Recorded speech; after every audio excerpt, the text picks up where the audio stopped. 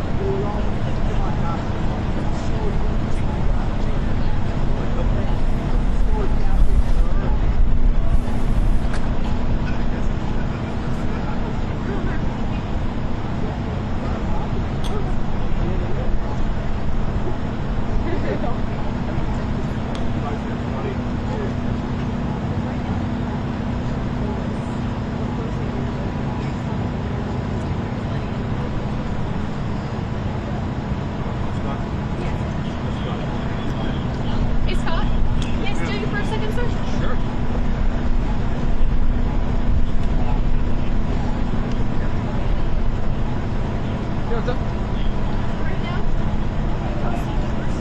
And I don't know if it's always the best intention to be attending church for that reason, but I'm sure that many people do. And it was actually interesting because I had known somebody who, around where we lived here in DC, who had attended this church. And when I was looking into what today's service will be, I reached out, I'm like, okay, I'm going to do this memo. And yeah, the Reverend had released some details of today to the members of this church. So there's certainly a benefit.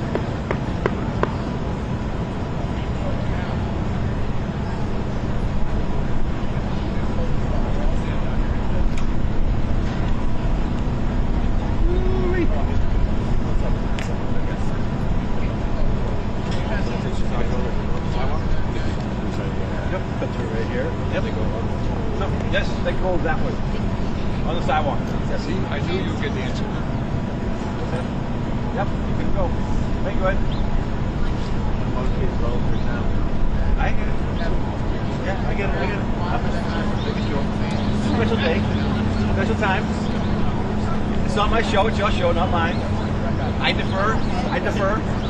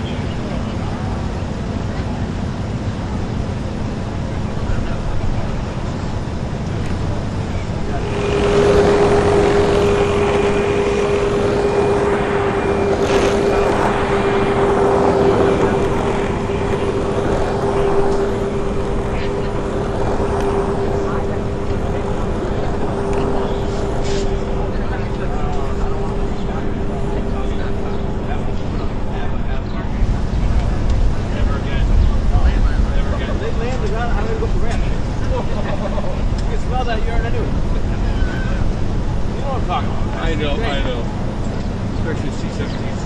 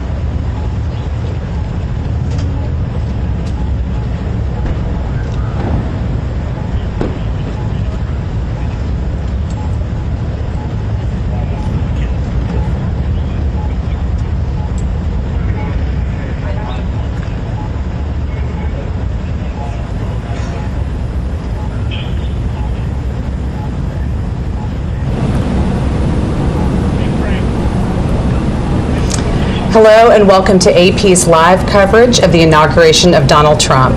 I'm Meg Kennard. Joining me again here on set in AP's Washington Bureau is AP White House correspondent Sagar Meghani. Sagar, thank you as always for being here with me. Appreciate that. We will be here with you as we walk through all of today's official events. On this inauguration day, AP has live cameras positioned at every key location around Washington, capturing all of today's events. That includes inside the rotunda at the U.S. Capitol, where today's swearing in will happen due to below freezing temperatures here in Washington. But first off today on this inauguration day is a church service at St. John's Episcopal Church. That's just across Lafayette Park from the White House. And this is a location where this sort of ceremony has been tradition for inauguration days going back almost a century. So this will be the first time that we see President-elect Donald Trump before he is inaugurated for a second term in office. And it's a tradition that I was reading recently dates back to 1933 when FDR, Franklin Delano Roosevelt, was the first president to take part in this kind of a ceremony at St. John's Episcopal Church.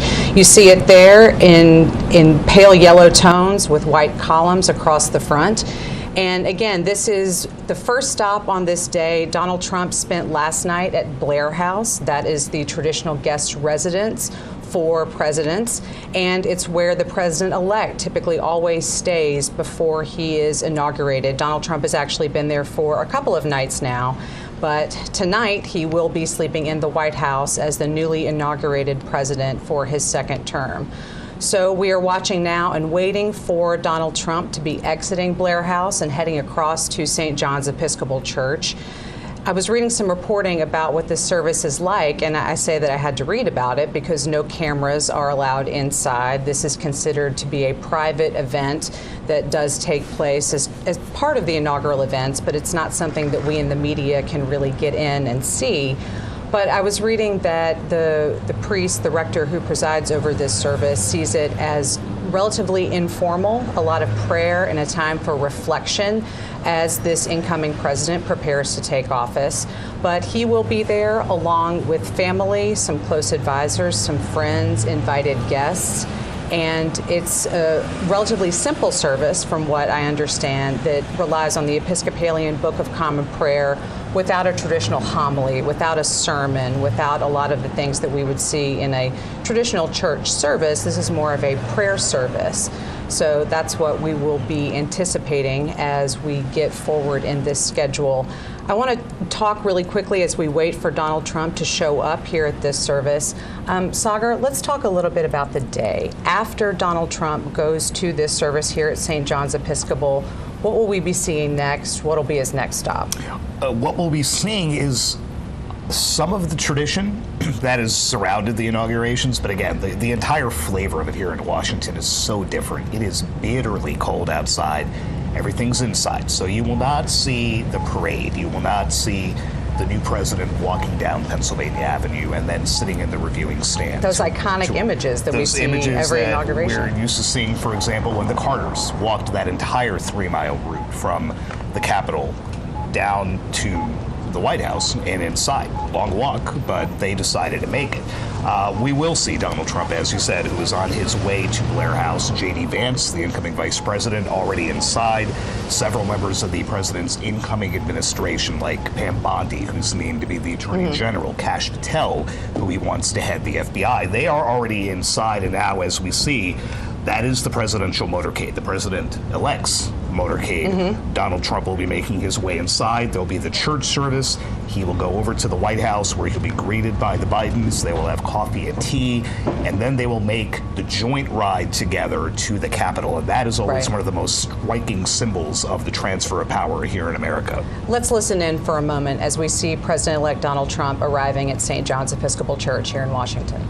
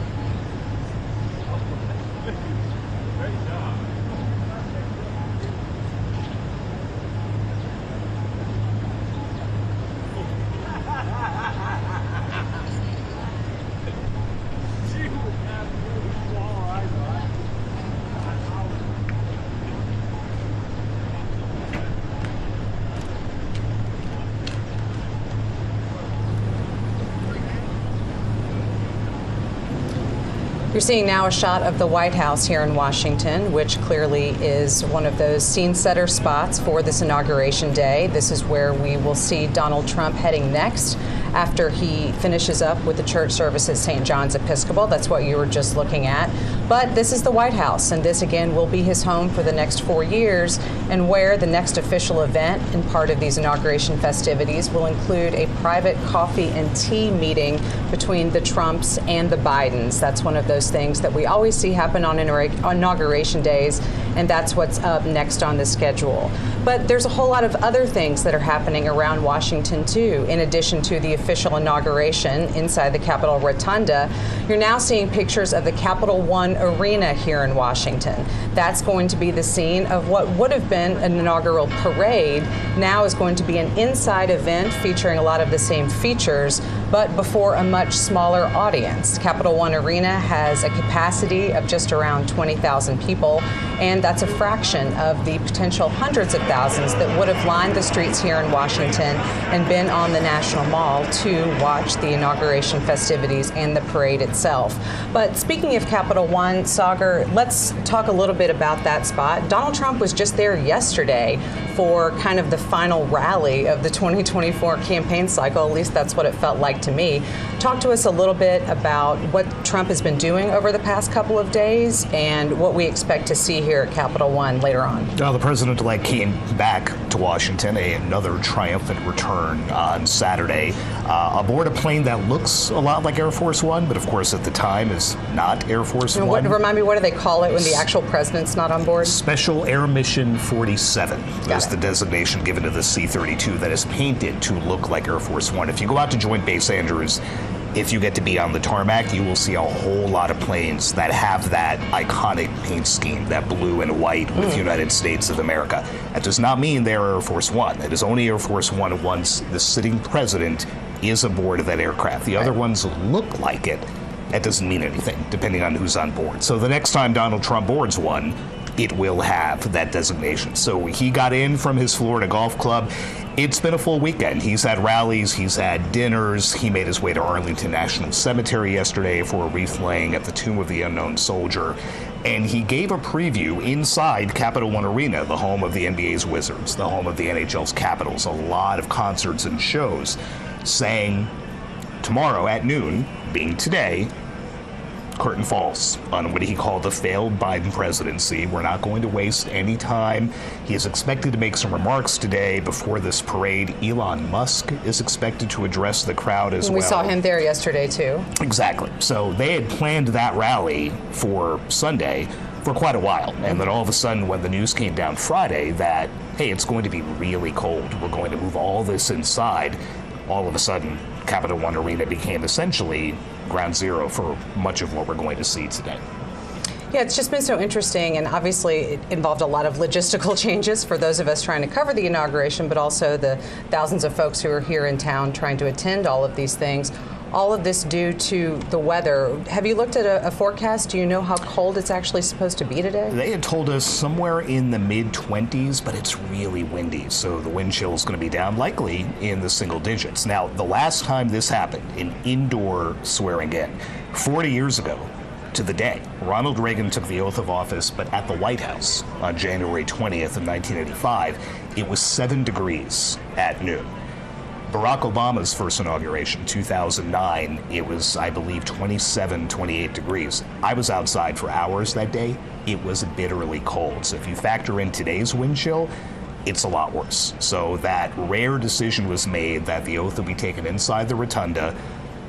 Roughly 600 people capacity. There were 250,000 tickets issued for people to watch the oath and the ceremony in and around the Capitol. So do the math, that's a lot of people who are not going to get anywhere near what they thought they would get today. Absolutely. And now you're seeing a live shot of Pennsylvania Avenue, which is, of course, one of those areas where we would have anticipated to see this inaugural parade happening. There are clearly lots of people out there. We see it lined with American flags and a very festive kind of feel, which I guess kind of describes exactly what we're seeing all around Washington. Even though a lot of these events have been moved inside or changed somewhat logistically, there are still a lot of people here, and they're gathering not only at Capital One Arena, but also all across town. I think when I was walking back from the office yesterday, I just kept running into pockets of people who were clearly here for some of the festivities, and maybe were looking for somewhere to be where they could kind of gather together with more folks who were excited like they were to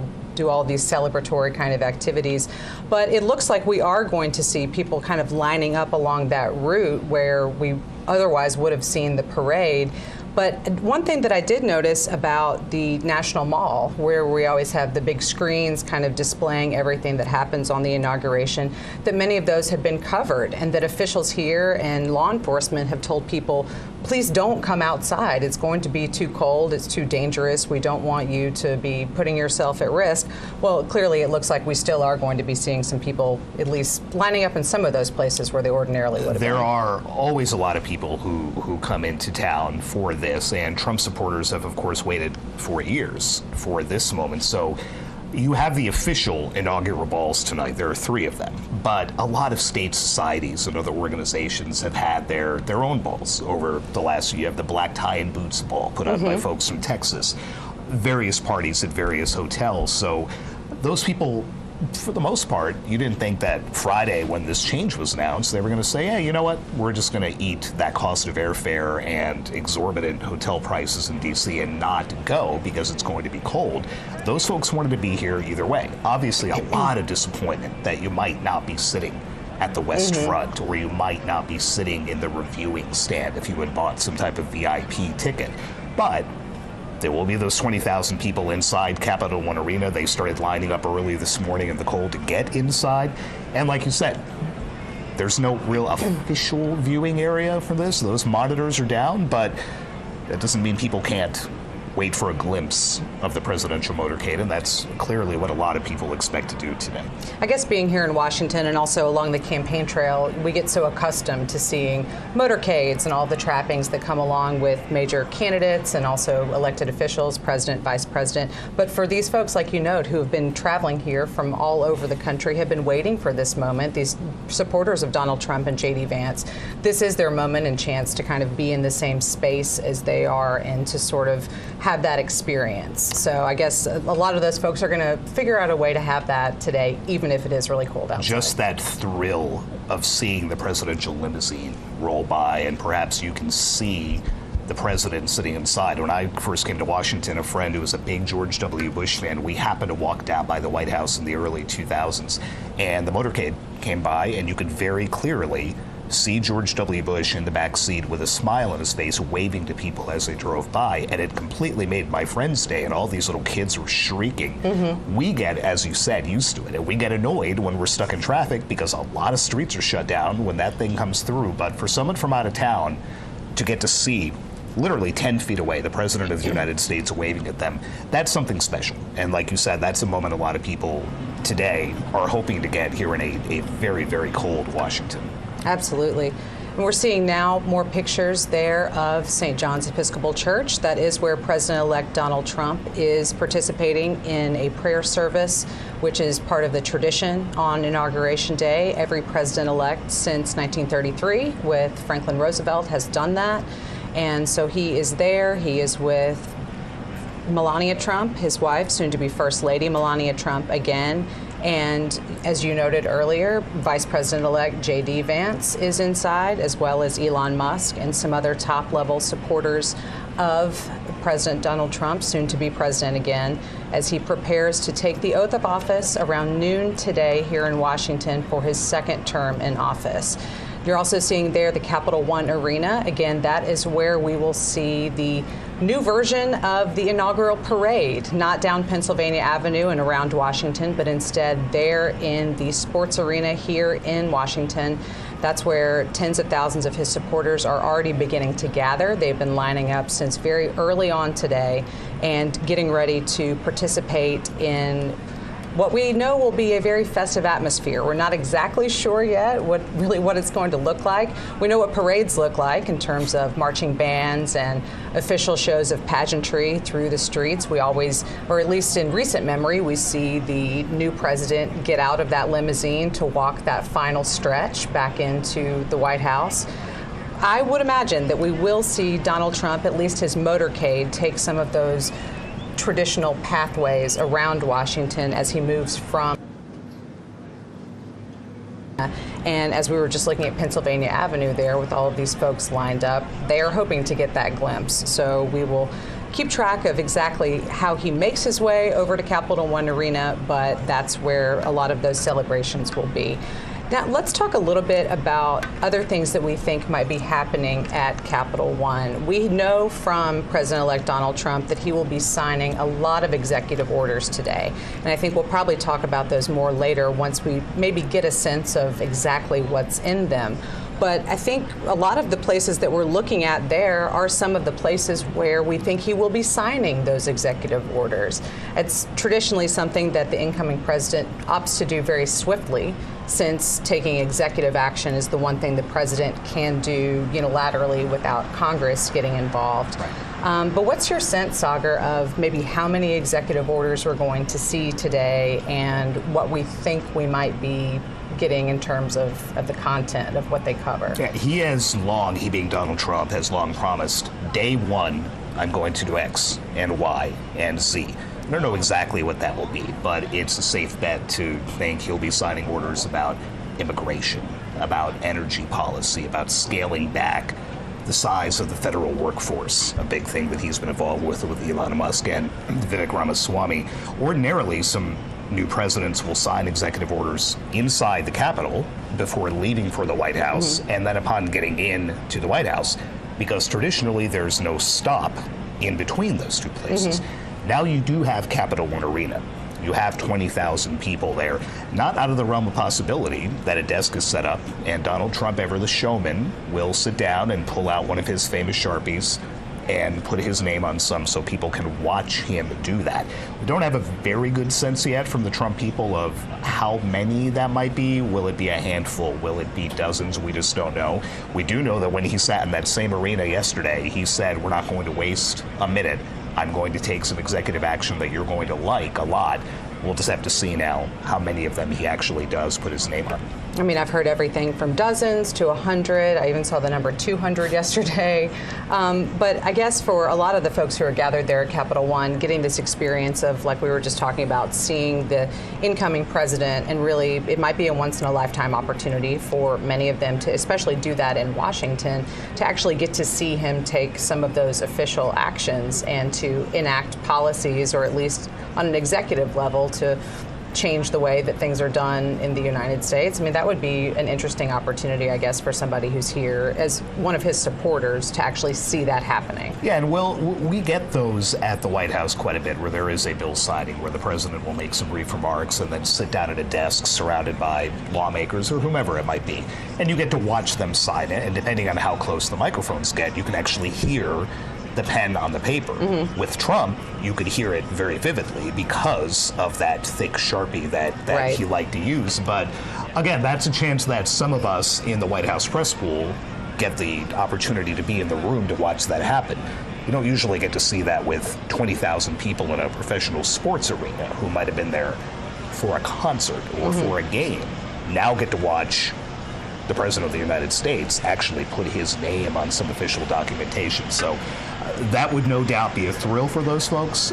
Again, like so many things that we remember from that first administration, we just don't know exactly what it is Donald Trump's going to do until he actually does it. But I guess we'll be kept in suspense along with the people there in Capital One. We are still seeing pictures of the front of St. John's Episcopal Church. That, again, is where President-elect Donald Trump is participating in a morning church service before he heads over to the White House, which you also see. That, of course, will be his home for the next 4 years as President of the United States. But it's also where he will participate in a last get-together with current President Joe Biden and First Lady Jill Biden, as is tradition for outgoing and incoming presidents on Inauguration Day.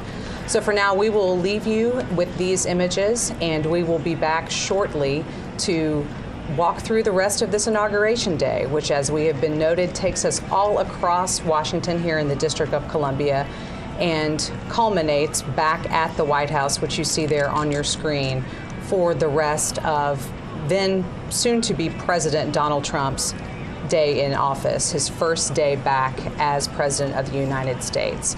So right now we're going to listen in to what is going on there outside St. John's Episcopal Church, and we will be back shortly to see where incoming President Donald Trump heads after this church service.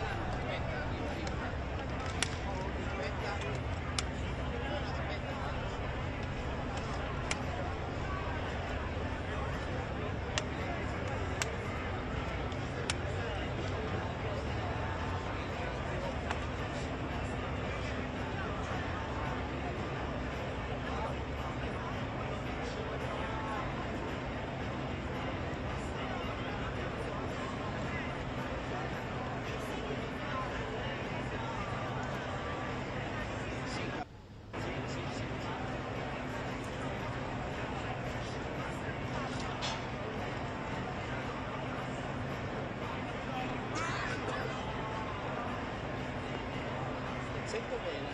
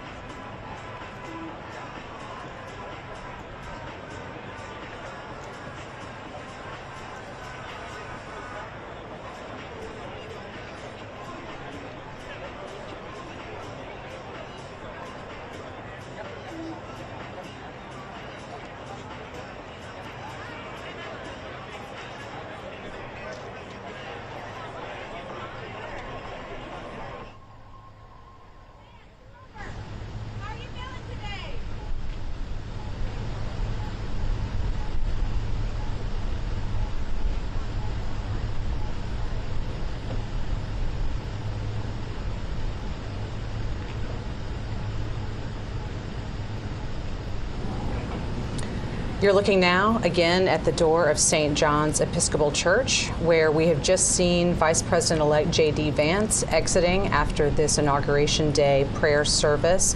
We expect to see President-elect Donald Trump on his way out shortly. They've been in church for about 45 minutes for this service that is part of every Inauguration Day since 1933.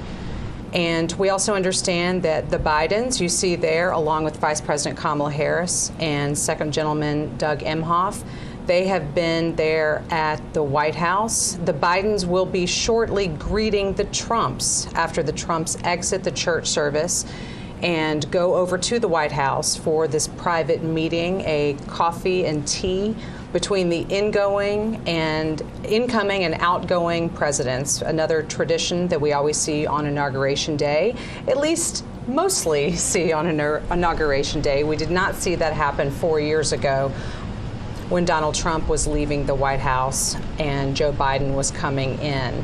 But we are now looking again at St. John's Episcopal Church. Again, that is where we expect any moment to see President-elect Donald Trump exiting the church, which is just across Lafayette Park from the White House here in Washington, and heading over to the White House to see Joe Biden and Jill Biden for one of their last official acts there in the White House as the President and First Lady.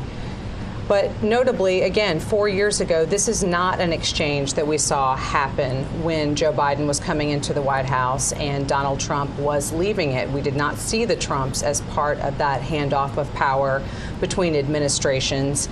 And so to have this moment and to have several weeks ago see that moment between Trump meeting with Joe Biden at the White House, as we typically do see after an election with an incoming and outgoing president to have their private meeting, which they did. That happened several weeks ago at the White House there in the Oval Office. But we are still watching the door of St. John's Episcopal Church, watching for Donald Trump and Melania Trump to exit this church after the service and head over to the White House to have that meeting with the President and First Lady. And then from there, all four of them will travel together over to the U.S. Capitol for the swearing in, for the inauguration ceremony of Donald Trump into his second term as president. And after that, we will see the Bidens leave Washington. We traditionally see a farewell, a formal goodbye of sorts occurring after that swearing in of the new president, where the outgoing president will bid them adieu, and then we will see the Bidens leaving Washington, heading out to Joint Base Andrews, and then onward from there to California. But now we are still looking to watch for President-elect Donald Trump coming out of the White House, or of St. John's Episcopal Church, And as this is happening, we'll just take a moment to kind of think about other things that we are learning and thinking about this first day, which will be officially a half day, but still the first official day of the second Trump administration. We have been hearing about all the executive orders that he plans to sign. We expect that to start pretty much as soon as he is sworn in, Sagar. We've been talking about how that may be happening at several different locations around Washington, from maybe there at the Capitol Rotunda to the Capital One Arena to certainly the White House and the Oval Office after the other official events of the day and when he kind of gets down to business there in the Oval Office. Yeah, the incoming Trump team has been busy while the president-elect has been inside the church. His team has been busy briefing reporters about what is going to come, and we understand that there will be a whole series of executive actions, as we previewed a little while ago, specifically about remaking immigration policy. That's something Donald Trump has made no secret of, that day one, literally within the first hours of reassuming the office, that was going to be a priority. Unclear how that's going to play out, but that's what we're expecting. Thank you for that. We will pause here just for a moment and listen in, because I believe that President-elect Donald Trump is going to be coming out of St. John's Episcopal Church. President Trump! President Trump, how are you feeling today? How are you feeling, President Trump? Come talk to us, President Trump! Mr. President, how was service? Mr. President, will you talk to us? How are you feeling? What do you think about the pardons? Mr.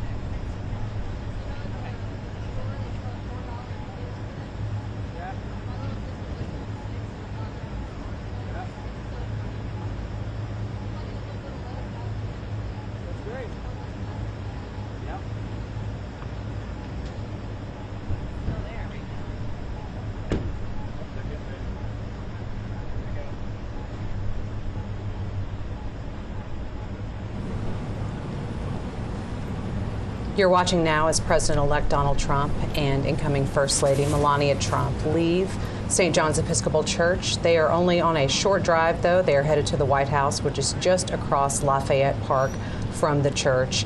When they get to the White House, they will be greeted by President Joe Biden and First Lady Jill Biden, again for the traditional changeover of sorts, a coffee and tea gathering with the outgoing and incoming president and president's spouse.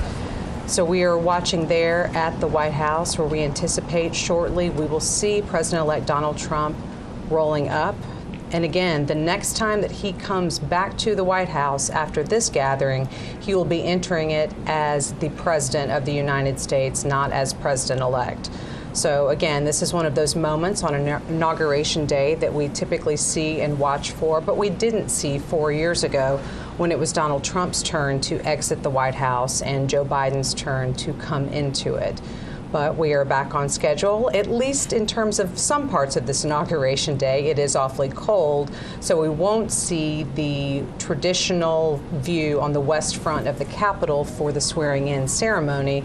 That will be happening inside the U.S. Capitol Rotunda, with a much smaller audience. Only about 600 people can fit in there, according to what organizers have told us, instead of the hundreds of thousands who perhaps would have been on the National Mall to watch the swearing in.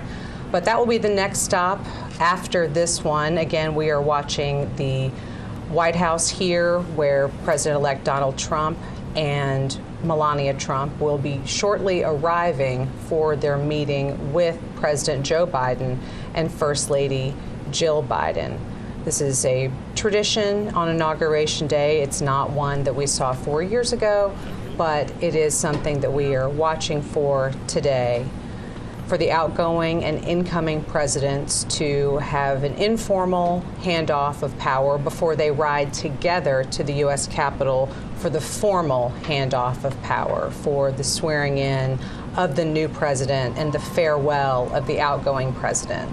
That's what we'll see for Joe Biden and Jill Biden after the official swearing-in ceremony, when they depart the Capitol grounds, headed for Joint Base Andrews, and then on from there to Santa Ynez, California, for some respite and time away after their time in the White House has ended.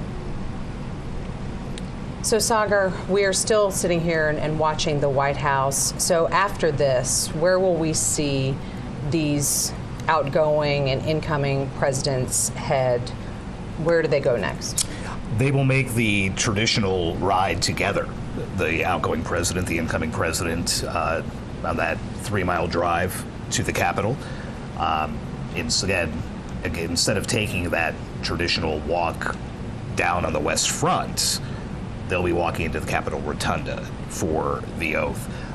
Notable that it was just 2 weeks ago that much of official Washington also gathered in the Rotunda. That's where Jimmy Carter's body was lying in state. And now 2 weeks later, the public will again be focused on what happens underneath the Capitol dome. That ride together is always fascinating. We've seen images from the early 1900s of open vehicles, and you have names like William Howard Taft and Warren Harding and others riding. And now, obviously not an open top, but you should have Joe Biden and Donald Trump riding together in a armored limousine up to the Capitol, where Donald Trump will go from being the 45th president and an ex-president to now being the 47th president. Seeing there some of the Trump family members exiting the church, purportedly also getting ready to start making their way over to the Capitol for the swearing in, which will be happening in just over 2 hours from now.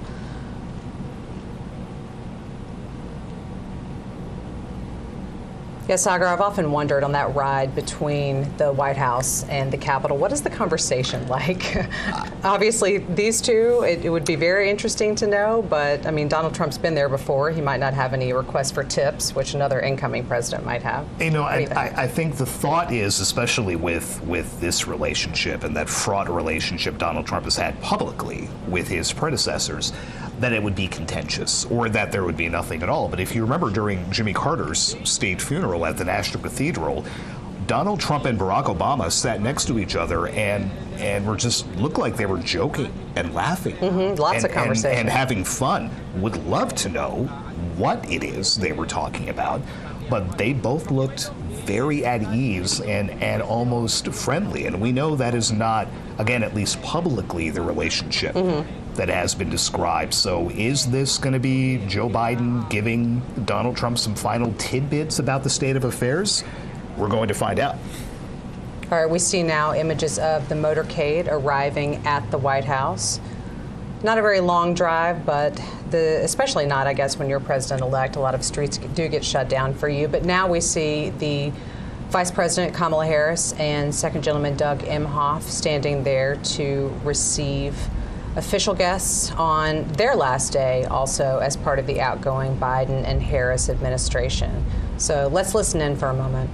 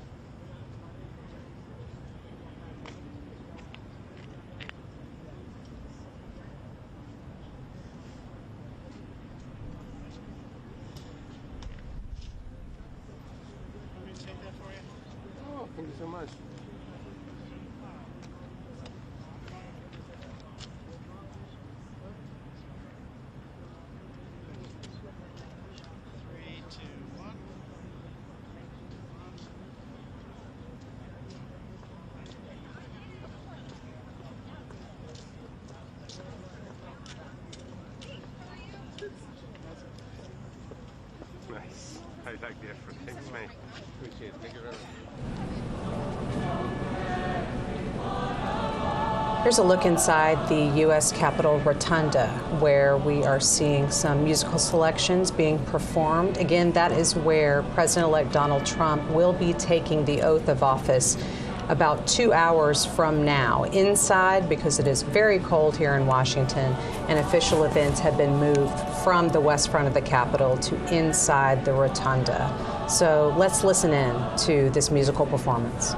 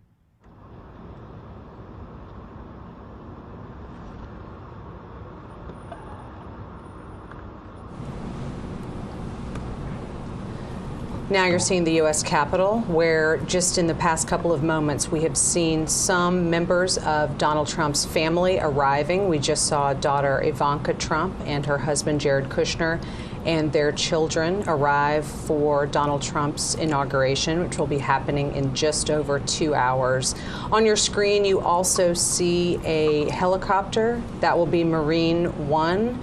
At least it's Marine One when the president is on board. I'm a little bit unclear exactly what it is called when a former president is on board. And that will be the case when we see Joe Biden and Jill Biden departing the Capitol after the swearing in of Donald Trump. Then he will be the former president. They will be leaving the Capitol grounds, headed to Joint Base Andrews, and flying on to California from there. So there's the shot of the U.S. Capitol, and now there's the Capital One Arena. Again, that is also a location here in Washington playing a role in part of our inauguration of the next president. That is where Donald Trump will be going after he is sworn in for an event that is standing in for what would have been the inaugural parade throughout Washington, but instead will now be kind of a new sort of event with some of the same parties taking place. We expect to see a lot of music. We also expect that Trump, who will then be the president, may sign some of those executive orders that he has promised he will be enacting today as among his first official acts on becoming president for a second term. So there is also another shot of the U.S. Capitol down Pennsylvania Avenue. That is the traditional parade route where we would have anticipated seeing Donald Trump travel between the Capitol and the White House. He may be driving along that route, but it won't be lined with the tens of thousands of people who ordinarily would have been out there to see him make that very traditional inaugural trip. It is very cold, so officials have told people to stay inside to observe these official proceedings from elsewhere and not gather in large numbers outside. Here in Washington, it is currently about 24 degrees, and it is not anticipated to be much warmer than that at noon, which is when Donald Trump will officially be the next president of the United States. We are still waiting on the Trumps to arrive here at the White House for their tea and coffee private gathering with President Joe Biden and Jill Biden. But we will continue to watch for Donald Trump and Melania Trump to make that trip over to the White House, their last, before they officially become president and first lady.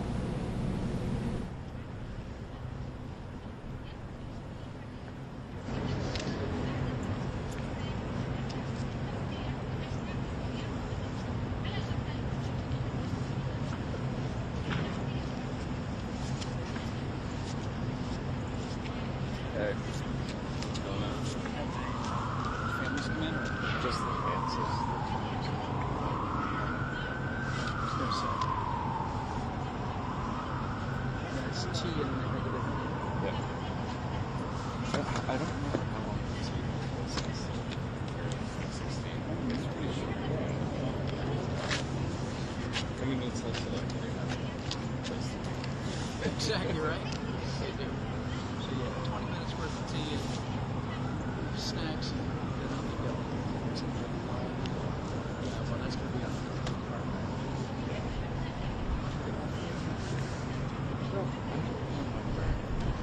I would assume I would think, yeah.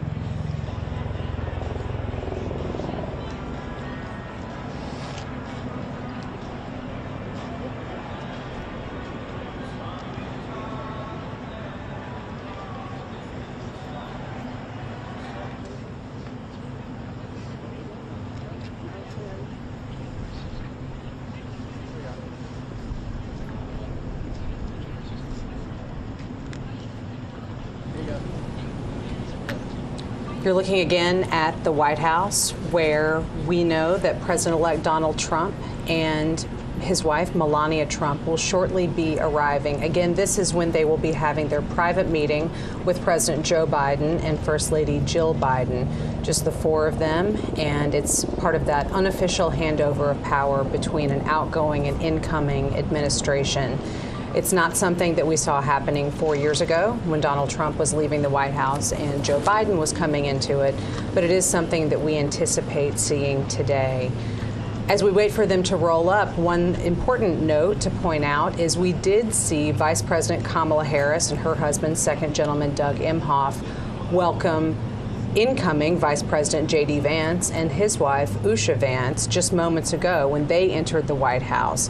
And that's interesting because typically the outgoing vice president will invite the incoming vice president to get together ahead of today. We didn't see that happen between Kamala Harris and J.D. Vance, but we did in this hour just a little while ago see her welcoming him there at the White House, where purportedly they are doing something similar. They're taking a look at President Joe Biden and First Lady Jill Biden as they await President-elect Donald Trump. There he is, coming up to greet them for this private meeting.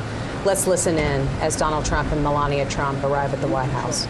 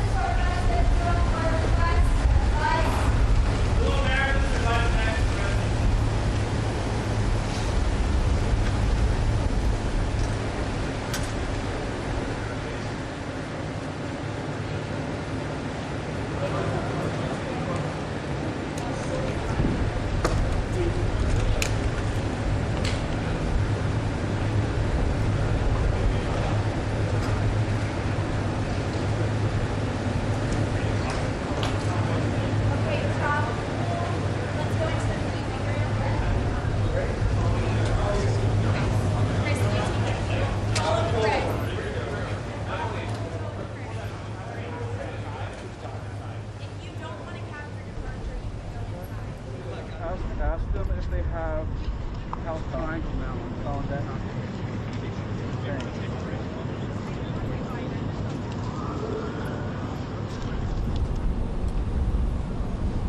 You're seeing there again a shot of the White House where President Joe Biden and First Lady Jill Biden have just welcomed the Trumps, Donald Trump and Melania Trump, in for their private gathering. On the left, though, you see the Capitol, as well as the helicopter that will take the Bidens away from Washington as the former president and former First Lady in just a couple of hours from now.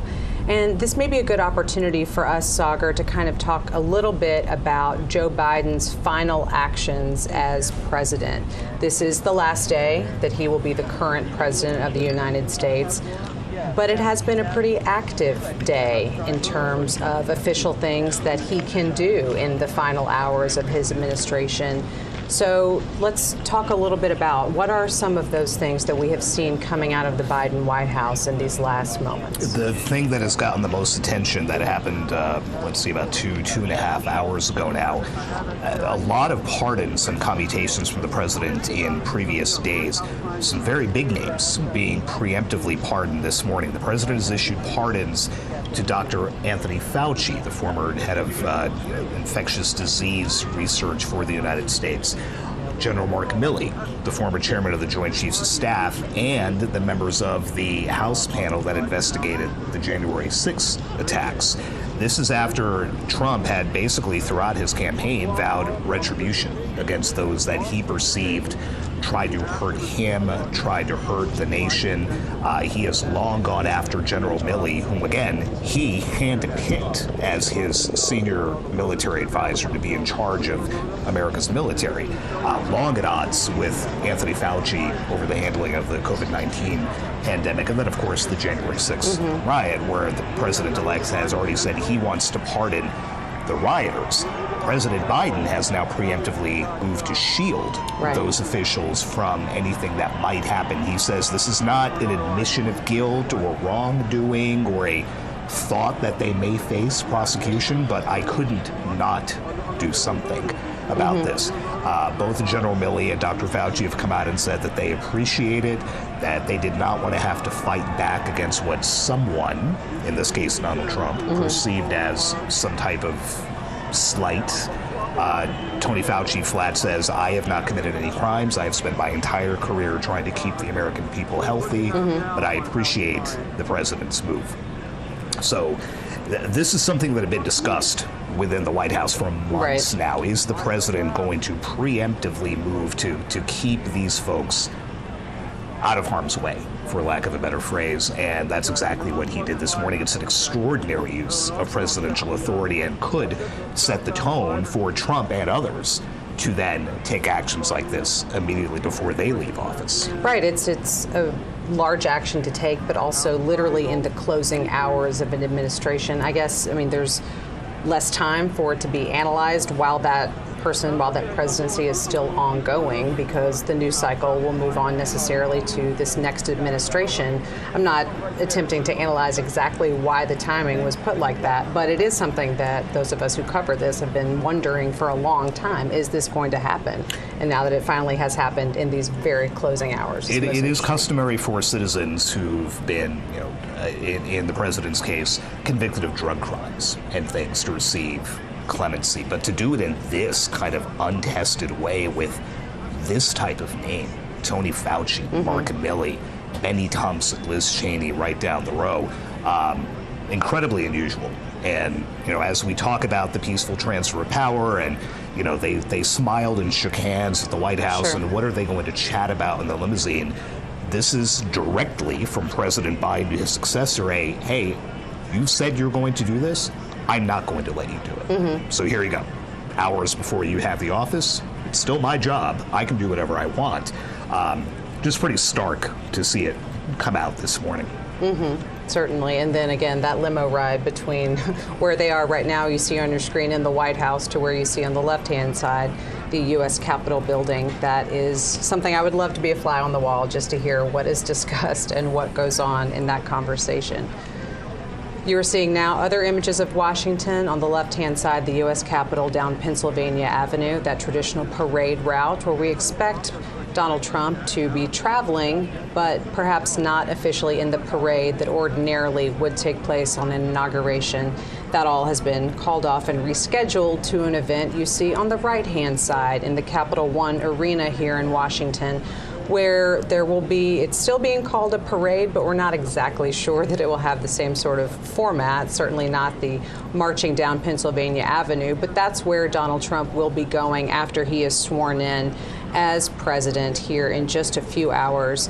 And we expect also to see him sign some of those executive orders that Sagar and I have been talking about, some actions that he can take as president and has promised to do, and said right there in Capital One Arena last night that he felt his supporters would be very pleased with the type of executive orders that he would be signing today. So we will keep an eye on all of those spots, but right now, the Trumps and the Bidens continue their coffee and tea private gathering there in the White House on the upper right part of your screen.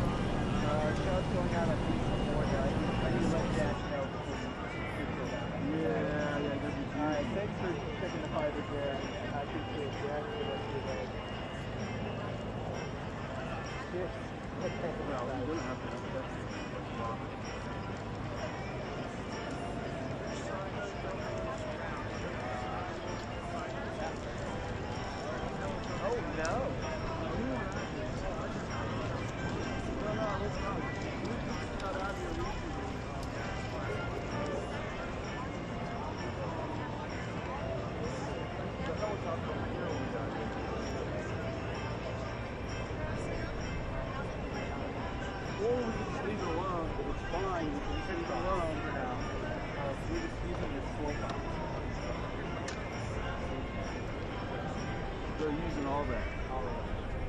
Yeah, so what you do is you got a piece of tape. Okay. Okay, I have zip ties. Hold that there. I should be getting that is not bad. There we go. This will be the trick.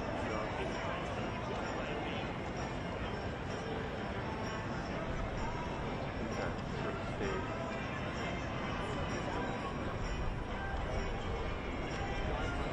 Alright, ones are coming straight out.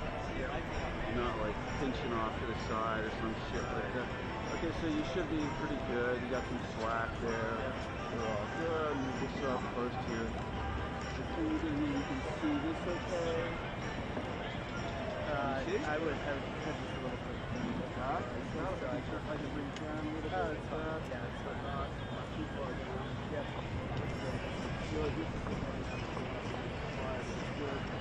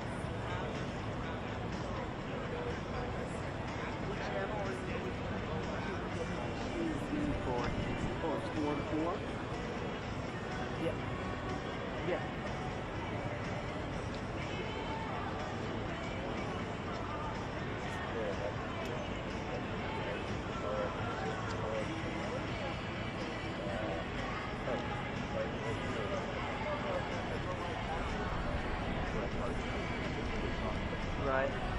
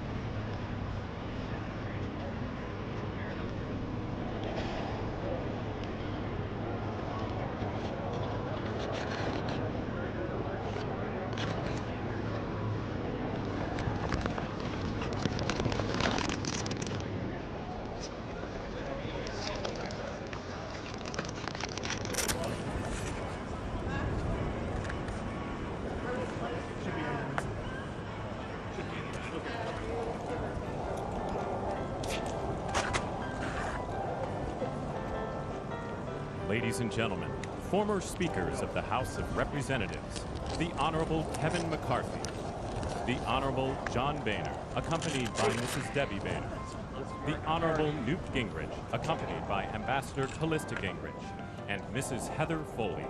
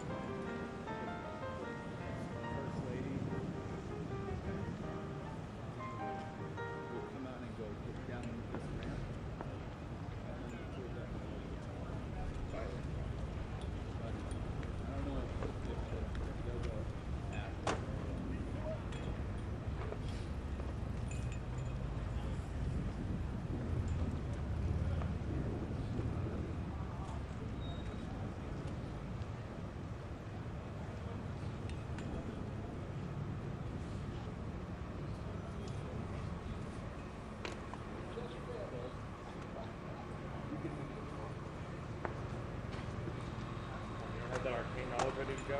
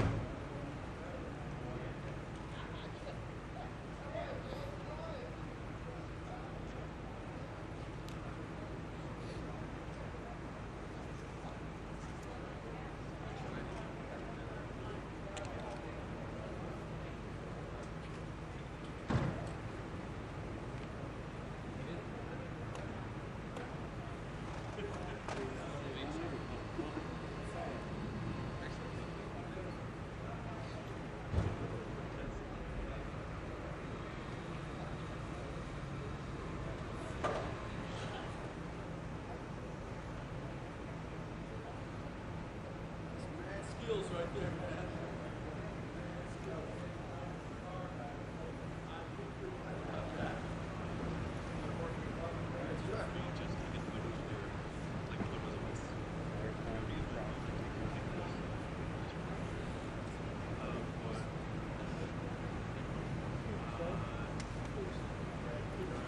Party going to go separately, but they're going to go in the door into the windows right here. Yes. Spouses will go first. The second spouses will go first. Okay, so everybody will go in right here. Everybody's going to go, yeah, one car at a time. They'll fill up, leaves, next one comes up. Okay, very good. Not yet.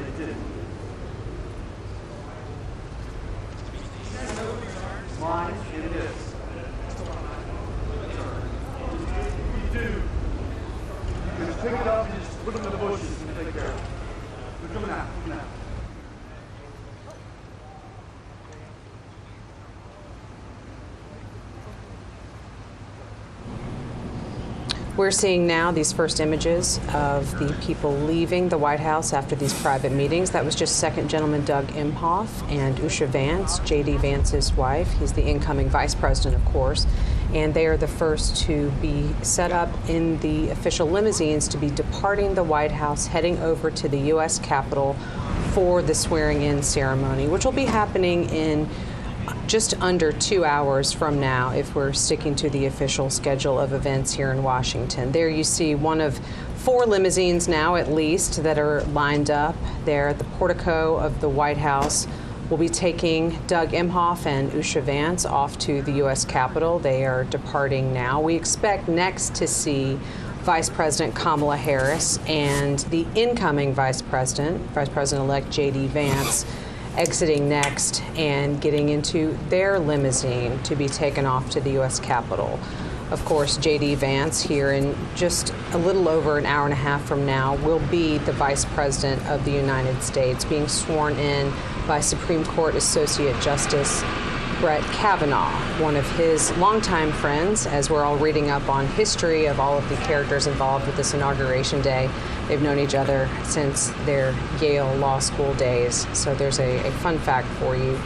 But here we're still looking at pictures of the White House where for the past little bit of time, under an hour, there's been an unofficial casual tea and coffee, off the record, at least not privy to reporters like me, but a meeting between President Joe Biden, First Lady Jill Biden, and the incoming President Donald Trump, President-elect, and Melania Trump, his wife. They have been gathering for one of these moments that we see on Inauguration days here at the White House. And soon, those two will also be getting into a car together and making that trip just a couple of miles down to the U.S. Capitol, where the rest of the official swearing in for Donald Trump's inauguration will be happening on this Monday, January 20th, here in Washington, D.C.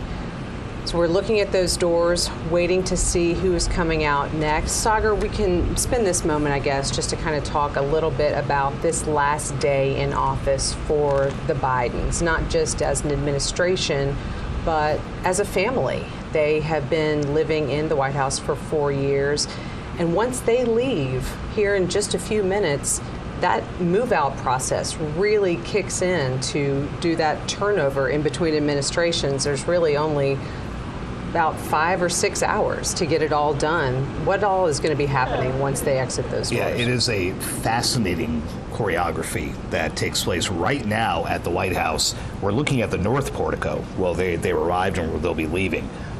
On the other side of the White House, there are moving trucks lined up that will be waved in the instant that the Bidens and the Trumps leave.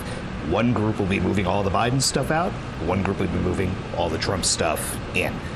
In between, stripping all the beds, shampooing the carpets, replacing what needs to be replaced.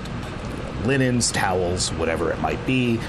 Closets stocked. The White House usher's office would have been in touch with the Trumps for the last few months about where certain things go, what are the favorite foods and snacks that we need to have in the various kitchens, in the residence, and elsewhere. We know all about Donald Trump and his penchant for Diet Cokes. You can rest assured that there is a lot of Diet Coke on hand, at least on the White House driveway right now. So, yeah, they've got about 4 or 5 hours of controlled chaos, as one former White House official put it, to get all the old First Family stuff out and make sure that when the new First Family comes in, they're good to go. They're not having to root through boxes like the rest of us when we move into a new place and, you know, where is that stuff for the kitchen, or where did we put the bike pump, whatever it is. That's all laid out in the mansion. Donald Trump's not going to have to be looking for any of that. Yeah, moving day is always a stressful time. Try not to think about that, because it's just, you're living in those boxes for months, but not when you're living in the White House, because there are plenty of folks to take care of that. And then there's the personal part of just leaving where you've lived for 4 years, a place that in Joe Biden's case, he tried so hard for so long to get into, and now has to leave 4 years later. And on his, perhaps his final tweet under the @POTUS account on X, it's a selfie with the president and the first lady with a snow-covered rose garden behind them in the Oval Office just on the other side. One more selfie for the road. We love you, America. So you can almost picture them stepping out onto the colonnade on this horribly cold DC day to say, hey, let's take a quick selfie. I mean, I've done that, walking along that when we're, you know, out covering White House events. But for the president and first lady to get to do that one last time, because as you said, when those doors open again and they walk out, that's it. They're boarding what would be known as Marine One and heading out. And that is the end of the Biden presidency. Yeah, it's just so interesting to think about, you know, what you were just mentioning about that personal side of things. What we're watching are all of these official events, and what we know always is part of the tick-tock of a day, like Inauguration Day. There are set pieces. There are even specific times assigned to a lot of this, especially that noontime when it is according to the way that things are set out. You know, it's not just we picked this time. It's like that is the official time. Now we're seeing those doors at the North Portico of the White House open again. We see First Lady Jill Biden and incoming First Lady Melania Trump exiting and getting into their own limousine, where they will be taken over to the U.S. Capitol.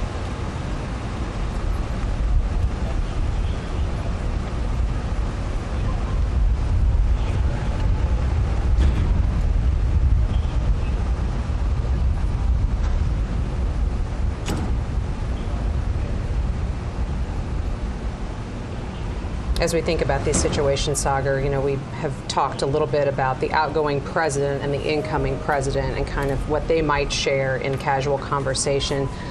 But this is also a first lady who's been here before. Melania Trump has been in the White House and has occupied that role. And I wonder kind of, you know, she's at the end of this next term, she will have been first lady for longer than Jill Biden was. She will have more experience, but I just wonder what their conversations are like too, in terms of what they hope to accomplish or what Melania is thinking about in this next 4 years. And Melania recently told Fox that it's easier this time around. She's lived there. She knows what the space is like. She knows what they want. She knows which furniture they want to bring in. The incoming first family gets to redecorate the residence with things pulled from White House stocks and, you know, bring things from home that are sentimental or what have you. And she said, since we've been here, and I know what it looks like, we were kind of coming in blind last time, although Michelle Obama did invite her into the residence and gave her the tour 8 years ago. Again, a courtesy that Melania and Trump did not extend Jill Biden 4 years ago. But she didn't need that this time. And in fact, she skipped Donald Trump's visit here after the election.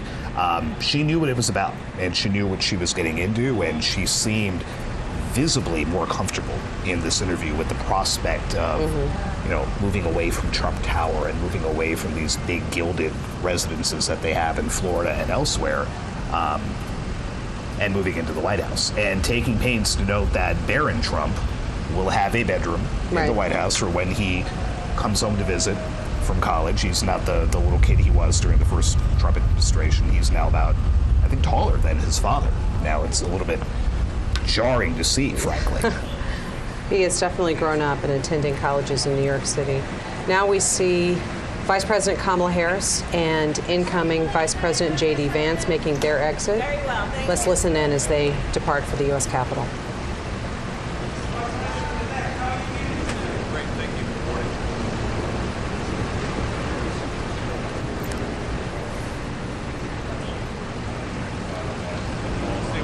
Thank you, sir.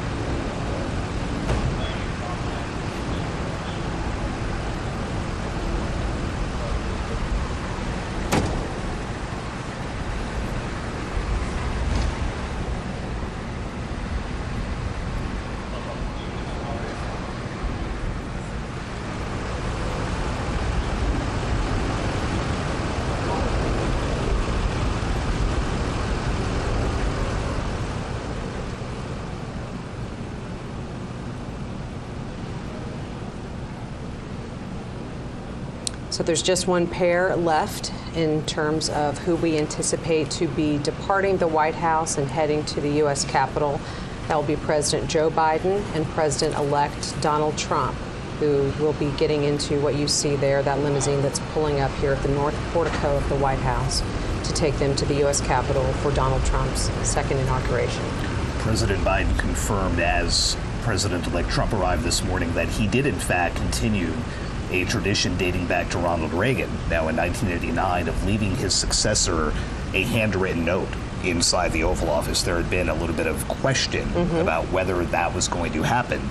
Donald Trump left Joe Biden a note. Remember, he did not concede the race, still has not conceded it, but he did leave Joe Biden a note. President Biden has refused to divulge what was in that, except he called it shockingly gracious.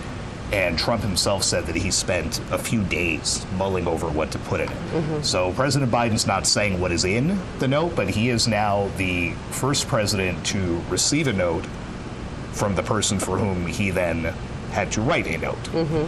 We're full of presidential history and tidbits today, and that's absolutely. It's just one of those circumstances. That's another one that wasn't on the list for this morning, but there it is. Thank you for that. I guess I'm just a nerd, but I do really enjoy learning more about this presidential history. And this is one of those days where we all kind of get good reminders of a lot of different inauguration-related tidbits, particularly. So much rich history here. We would note that when the Trumps arrived, President Biden made it a point to say, "Welcome home," to Donald Trump as they approach. So I think the facial expressions will tell us something when they walk out those doors. A lot of smiles and handshakes on the way in, and now the reality of making that final walk out that door and that trip to Capitol Hill. It is kind of interesting to think about this in the context of what we just saw a few weeks ago with former President Jimmy Carter's funeral, where we had the current president and several former presidents and their wives in attendance, seated together, greeting each other kind of backstage before they all came out. And there's always a lot of armchair quarterbacking in terms of trying to figure out exactly what the mechanics are. And if any of these folks get along, but as we know, there is the ex-president's club where only someone who has been through the mechanics of this job really understands other aspects of it. And I think that's something that's important to remember when we have these moments. There are a lot of political disagreements, certainly over a variety of different issues, but it is a select few people who really have been there and understand the gravity of the office. And it's what America wants to put on display every 4 years, right? January 20th is the day to show the world, yes, this campaign was bitter. It was nasty. You and I were out there enough and heard these speeches. But when it comes time and the election happens, more often than not, the loser says, you know what, I lost. And the people made their choice. Now we move ahead. Now you make the change. And here we see these doors opening again, where President Joe Biden and President-elect Donald Trump are exiting the Capitol. They're preceded by Senator Amy Klobuchar, Democrat from Minnesota. Let's listen in as they leave the White House.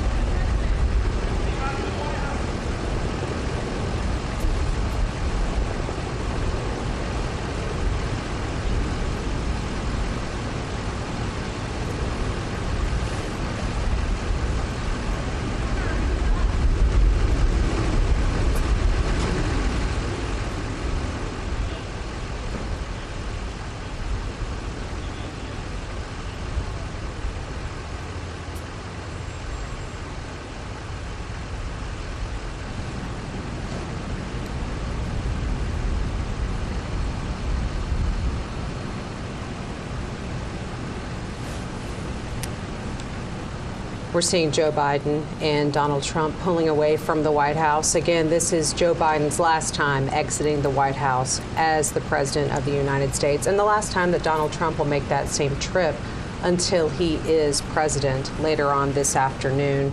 They're making their way over to the U.S. Capitol now, and as they make that relatively short trip, Sagar, I thought we could talk a little bit about some inauguration history. Clearly, America has been swearing presidents into office since 1789, but it hasn't always happened in Washington. Where was George Washington first sworn in? Yeah, where did that take place? It didn't happen until 1801 here in Washington, because in 1789, New York City was the U.S. Capitol. So George Washington had to go all the way from Mount Vernon in Virginia, get all the way up to New York City in bad weather. And so the swearing in didn't happen until, well, it then used to be March 4th was the date. It didn't happen until April 30th. And so George Washington took the oath of office there. I walk on untrodden ground was one of the lines that he uttered. 4 years later, he took it in Philadelphia, which, again, at the time, was the capital. It wasn't until Thomas Jefferson that the first oath was taken here. It has been taken here every time since, whether that was in the Capitol, whether the oath was in the White House, like Ronald Reagan was forced to take it 40 years ago. You had the exceptions due to tragedy. You had Lyndon Johnson take the oath aboard Air Force One on the tarmac at Love Field in Dallas after John F. Kennedy was assassinated. Calvin Coolidge, the vice president, was at his family farm in Vermont. No running water, no power. Warren Harding dies. A courier had to be sent to the Coolidge farm to tell the vice president that he was now the president. His father was a notary public. Oh, convenient. And standing in the family farmhouse with a kerosene lamp, gave his son the oath of office. Calvin Coolidge, of course, returned to Washington to then do that. But it's taken a few different forms over the years, but the oath stays the same. For now on, the date stays the same. And everything else is just kind of part of the fabric of Washington. That's fascinating. We're seeing the motorcade now make that turn onto Pennsylvania Avenue as they proceed from the White House down to the U.S. Capitol. At the Capitol, we've seen various dignitaries making their way into the rotunda. We've had former speakers of the U.S. House and others who are getting into what is a relatively small space, all things considered, for an entire swearing-in ceremony to be happening. ordinarily would be out on the west front of the U.S. Capitol, but due to weather, everything is moved inside the Capitol Rotunda, where there are a number of seats arranged, but there's really only space for a small fraction of who would ordinarily be watching this all take place out of doors on the west front of the Capitol.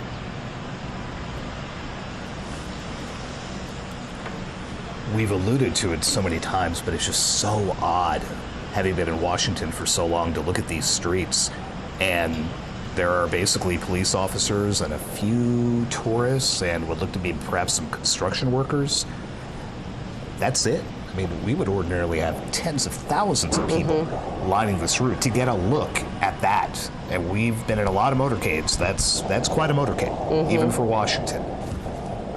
With that look, heading up toward the United States Capitol, decked out in flags, and you can see those flags lining the street to give you a sense of just how cold it is here in Washington. That's the wind whipping those flags. And we saw the wind so intense there at the White House on the North Portico that I saw one of the flags kind of knock one of the Marines' caps backwards when they were holding the doors open for everyone. And it is extremely cold, but also blustery out there. So I'm glad you and I are inside. Yeah, I think we've spent enough time outside for these events to appreciate being inside. But again, that's what has upended years of planning, and kind of sent the district into a bit of a tailspin, trying to figure out security and again the ticketing at Capital One Arena.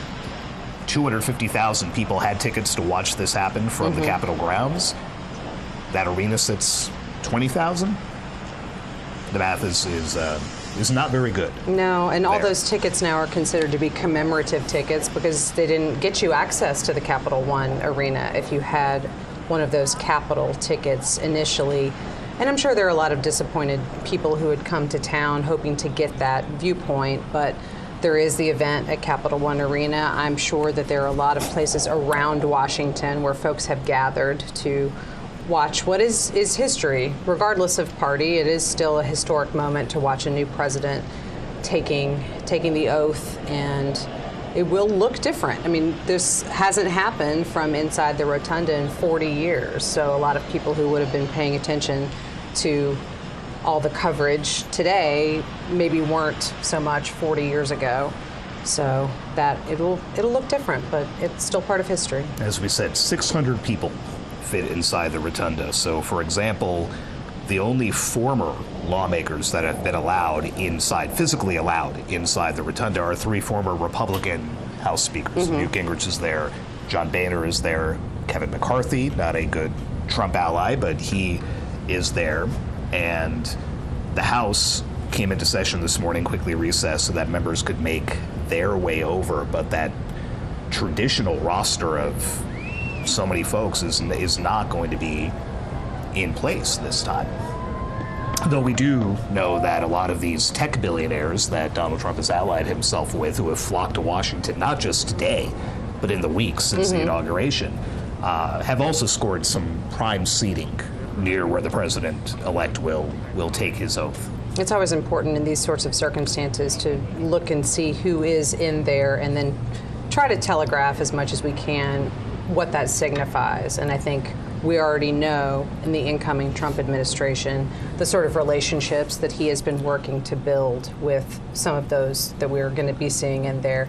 The motorcade is now going to be approaching the U.S. Capitol, where we will see all the people who just loaded up at the White House, then arriving at the Capitol. In about an hour, we will be seeing that swearing in take place for Donald Trump. Again, there on your screen, you see the U.S. helicopter. It will be Marine One when a president is on board, but otherwise, that is what Joe Biden will be boarding after Donald Trump is inaugurated. That is what will take then the former president and former first lady off to Joint Base Andrews, where they will begin a trip out to California, purportedly a vacation, an opportunity to kind of reset after their time in the White House has concluded. But for the next hour and change, Joe Biden will still be president, and he will be arriving here at the U.S. Capitol with the incoming president, President-elect Donald Trump, who has been part of this motorcade for the last couple of minutes, coming from the White House. Down there is that shot you see of Pennsylvania Avenue leading up to the U.S. Capitol.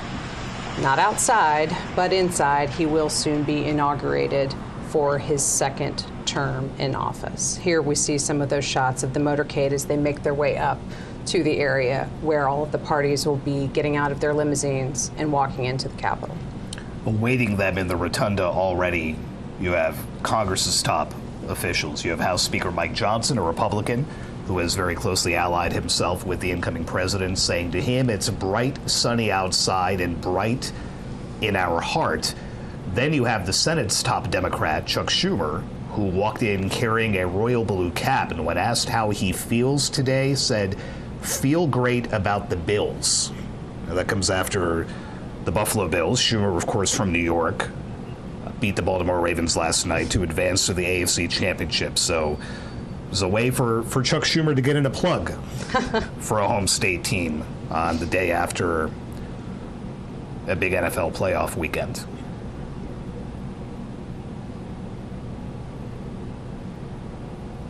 We see these arrivals starting to happen there at the U.S. Capitol.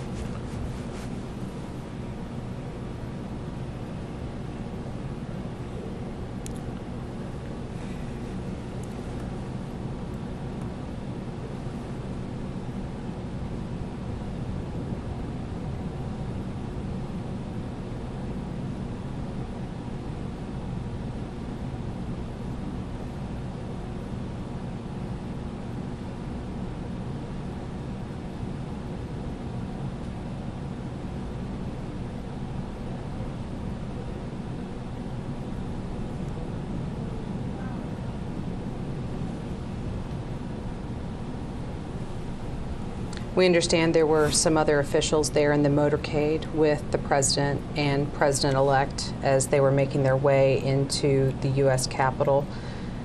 Amy Klobuchar, the senator, as we just referenced earlier, but also some other elected officials, including Deb Fischer of Nebraska, and then also House lawmakers, Steve Scalise, Representative Hakeem Jeffries, and other White House staff and officials accompanying the president, first lady, incoming president and first lady, and then of course Vice President Kamala Harris, her husband, and J.D. Vance and his wife.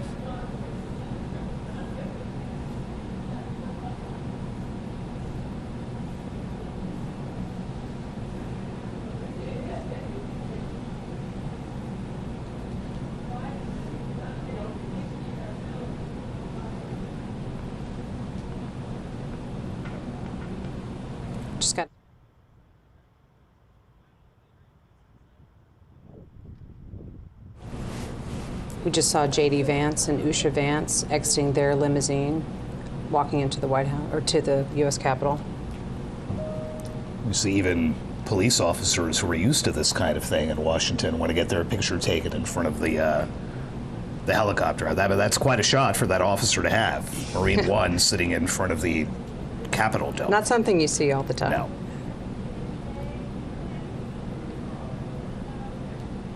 And you would note the flags. That one flag you can see flying in front of the Capitol dome back up at full staff after they had been lowered for the Jimmy Carter morning. We see now people from that motorcade have been making their way into the Capitol. That includes President-elect Donald Trump. We're looking now inside the Capitol Rotunda. There you see Elon Musk, one of those businessmen who are invited to be part of this very small, relatively speaking, swearing-in ceremony. There's Melania Trump.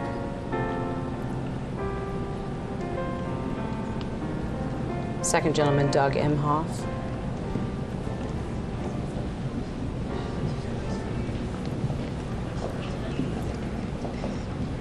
Good morning, Mr. Vice President. How do you feel? There's J.D. Vance and his wife, Usha.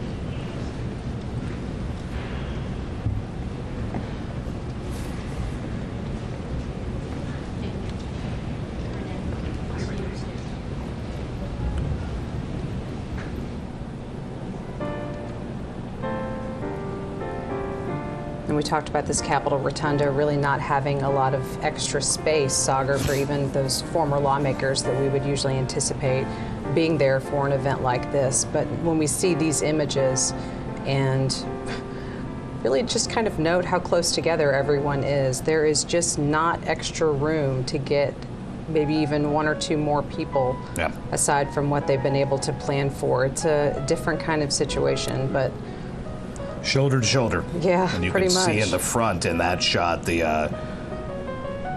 current members of the Senate kind of cramped together. You had Mark Warner, a Democrat from Virginia, next to John Barrasso, a Republican from Wyoming, who was next to Dick Durbin, the number 2 Senate Democrat from Illinois, all kind of clustered very close together here.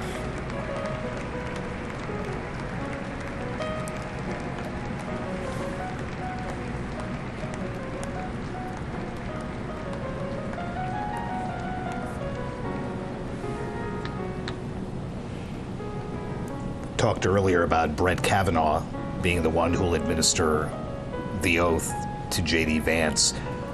Vance is only 40. Be not the youngest vice president, but one of them. There was a 36-year-old vice president, but that was back in James Buchanan's administration in the late 50s. But there have been others in their 40s, Al Gore, Teddy Roosevelt, but breaking with a bit of precedent here. A fairly young J.D. Vance set to take the oath of office, followed, of course, by the oldest man to take the oath as president in Donald Trump. We're seeing now some members of the incoming Trump administration walking into the rotunda. Clearly, those confirmation hearings for a number of positions have been ongoing in the Senate for at least a week, a little over, and we anticipate those to resume again tomorrow. There have not been official votes, but there will be some more open hearings as well as some business meetings and markups of some of the committee work before a lot of those nominations proceed to the full Senate for their vote. You had Kevin Hassett, who was looking to come back as the Trump White House's top economist after serving in that role in the first Trump administration. Tulsi Gabbard, who would be the national intelligence chief, Pam Bondi, Doug Burgum, all lined up there to watch the man they hope is their boss to be taking the oath.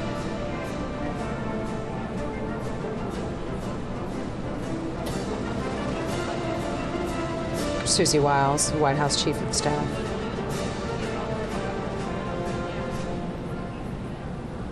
It used to be fun at these outdoor events on the West Front to look around it again. You'd see the justices of the Supreme Court sitting together. You'd see the Joint Chiefs, the nation's top military officers, sitting together and taking a look out at the crowd. In fact, we just got a look at General C.Q. Brown, who is the now outgoing chairman of the Joint Chiefs of Staff, the nation's top military officer.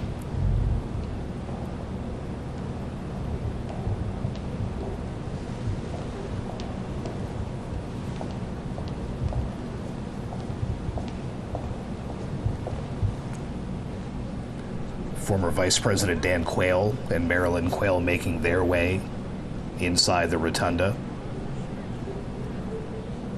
We don't get a lot of Dan Quayle sightings in Washington lately, but that's now 2 in 2 weeks after he was here for Jimmy Carter's funeral. Indeed. We talk about young vice presidents like J.D. Vance.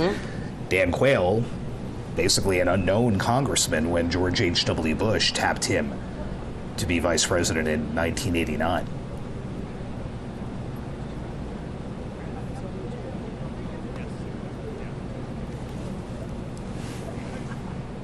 It is rare to get all of these officials together in the same space, but I think there have been a lot of remarks lately about how that does happen at inaugurations and funerals, and we have had 2 of those in close proximity here in Washington in recent weeks. It is reassuring, frankly, for those of us who spend so much time covering the division here in Washington and the rancor to see these people sit next to each other, to chat with them, to do what George W. Bush did at the Carter funeral and literally tap Barack Obama on the belly as he walked by. Former Vice President Mike Pence coming in. Clearly, he was vice president in Trump's first administration, now joining the dignitaries who are in the U.S. Capitol Rotunda.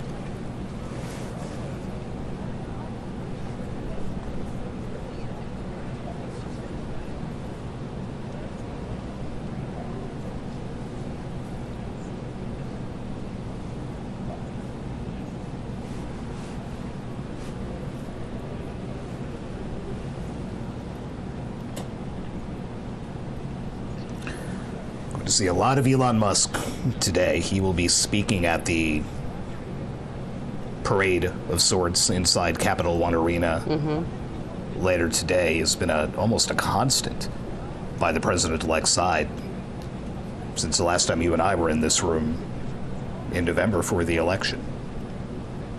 And up until then, he had stumped so heavily for Trump on the campaign trail, particularly in Pennsylvania, which was one of those major areas of focus. But yes, was part of the events at Capital One Arena last night with his son X, who actually joined him on stage with Donald Trump and didn't make his own remarks, but certainly was part of his father's remarks.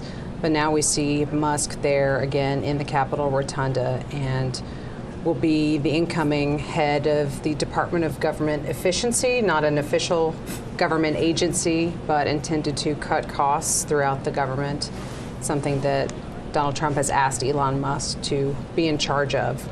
So we will see what that agency or what that department accomplishes. A new agency to cut back on the other agencies.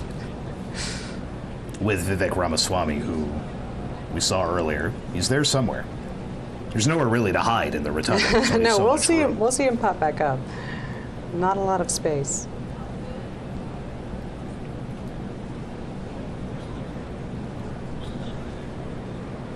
It looks a lot bigger when you're in there and there aren't 600 people. It does. There's Robert F. Kennedy Jr., again appointed by Trump to head the Department of Health and Human Services, yet to have a hearing on Capitol Hill, although that is anticipated to be among some of the more contentious confirmation hearings that could be happening for this administration.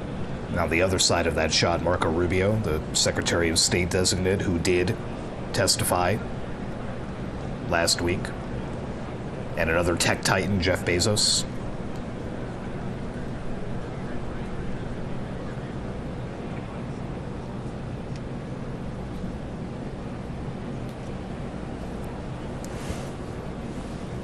We talked earlier about what's in the Constitution about the inauguration. There's nothing about a parade, there's nothing about balls, there's nothing about how you get to and from the Capitol. It's the date and it's the oath. That's it. Everything else has kind of evolved organically. In this case, evolved due to the weather. But all it prescribes is that by noon, that oath has to be taken. We are just over an hour away from that and should be approximately 55 minutes, let's say, from Donald Trump reciting those 35 words for a second time.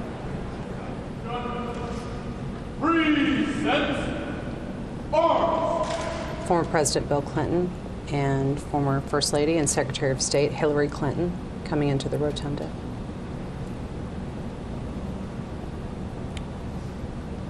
Hillary Clinton said watching Donald Trump take the oath 8 years ago after he beat her in that election was one of the hardest days of her life, but she felt a duty to be there and again to be here today with her husband, the former president.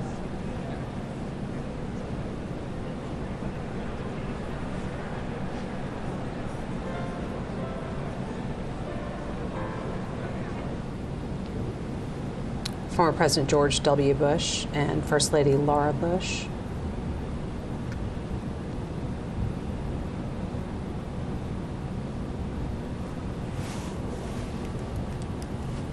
We lamented that the indoors are going to rob us of one of the great visuals from inaugurations past. George W. Bush sitting there in his clear poncho. Yeah, almost looked to be a homemade rain cover of sorts. Yeah, with this being inside, we really don't get to see that winter weather gear, unfortunately. There's former President Barack Obama also coming in. without former First Lady Michelle Obama, who notably said that she would not be attending this inauguration, also did not attend Jimmy Carter's funeral here in Washington a few weeks ago. Obama's office did not say why the former First Lady would not be here today. They did say she had a prior engagement during the Carter funeral, but again, pointedly, did not offer a reason for her absence today.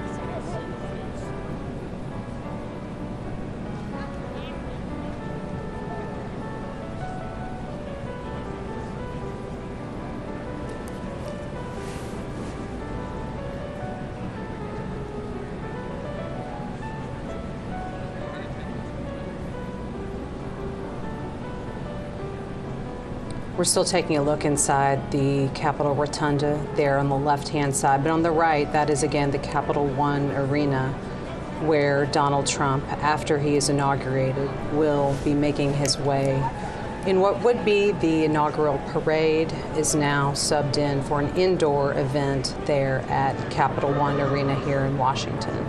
People have been gathering there for hours, and they will be still waiting for some hours before the new president arrives. But these are a lot of his strong supporters, and assuredly they will still be there by the time he shows up. And as they watched the images from the rotunda on the big screen inside the arena, some boos as Mike Pence walked in, and then a lot more boos as Bill and Hillary Clinton were shown on there. Ladies and gentlemen, at this time, please take your seats.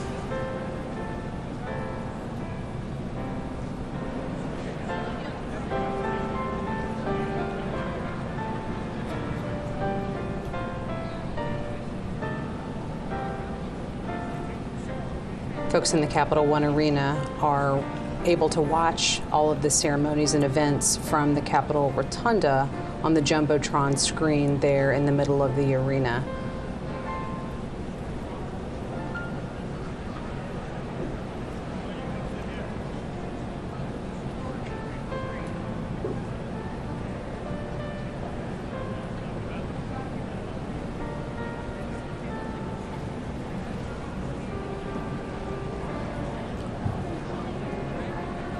Ladies and gentlemen, at this time, please be seated.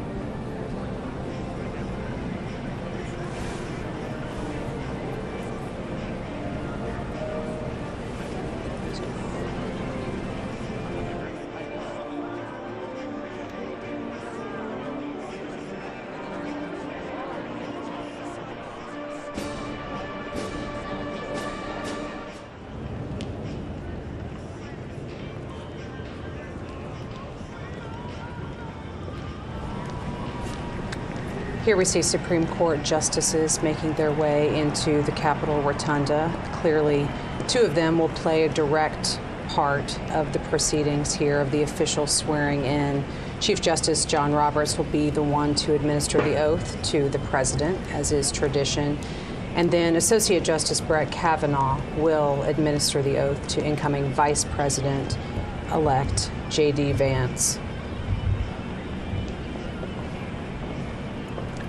interesting to note his wife's ties to both. You had Usha Vance served as a clerk for Chief Justice Roberts. That is a coveted post in the legal community, and J.D. Vance was once a student in a law seminar taught at Yale by Justice Kavanaugh, and that explains the ties there and the reason that you just saw Brett Kavanaugh walking in ahead of Clarence Thomas, who is the senior member of the court, who always asks the first questions during oral arguments before the Chief Justice does. It is always Justice Thomas. And that was a little bit striking to see Justice Kavanaugh, who came to the bench years after Justice Thomas, walking in front of him.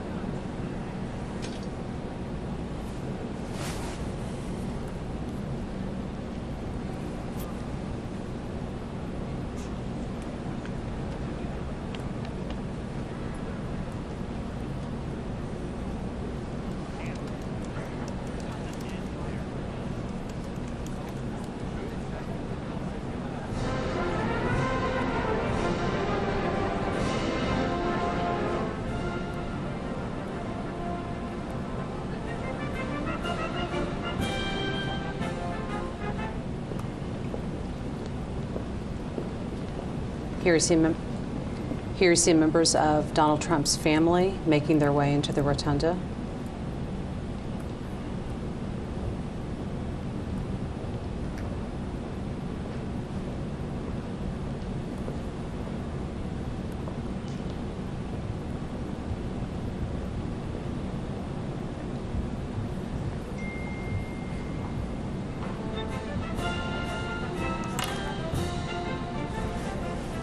Joked about Barron Trump earlier, but that shot of him with the slicked back hair a little bit there is very much looks like a late 70s, early 80s Donald Trump.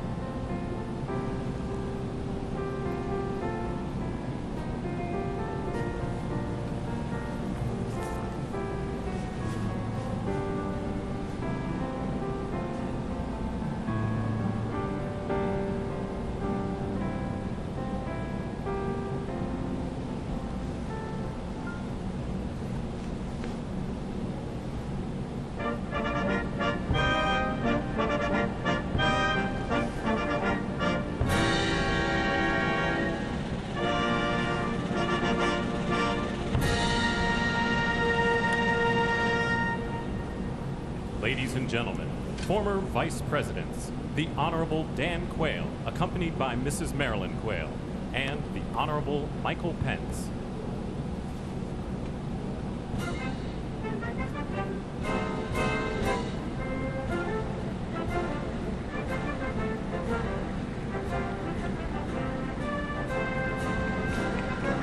Standing ovation for those former Republican vice presidents who have just entered, Dan Quayle and now Mike Pence, who was Donald Trump's first vice president in his first term in office.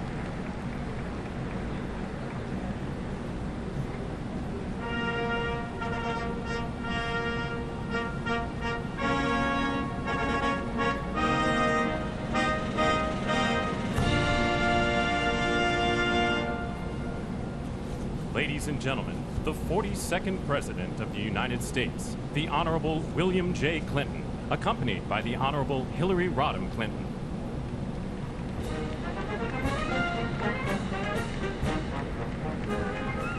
Now the former presidents start to make their entrances into the rotunda. First, former President Bill Clinton and former First Lady and Secretary of State Hillary Clinton.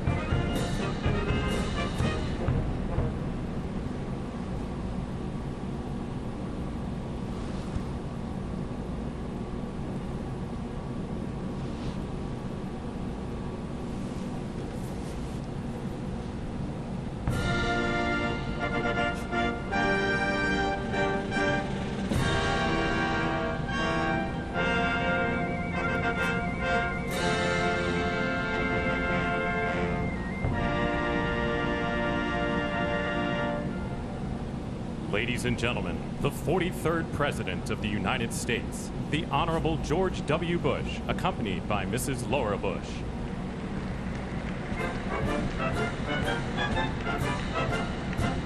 Former President George W. Bush and former First Lady Laura Bush.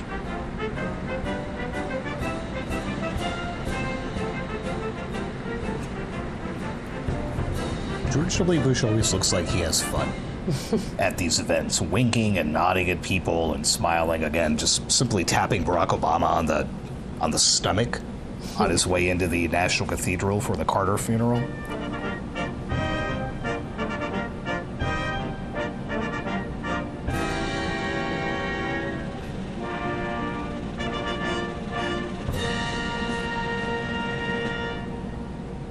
Ladies and gentlemen, the 44th President of the United States, the Honorable Barack H. Obama.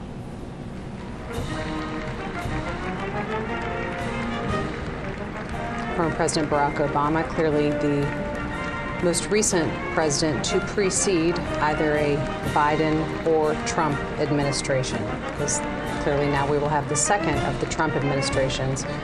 Before his first one, former President Obama was in office.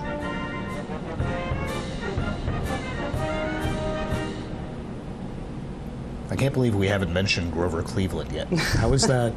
How is that possible?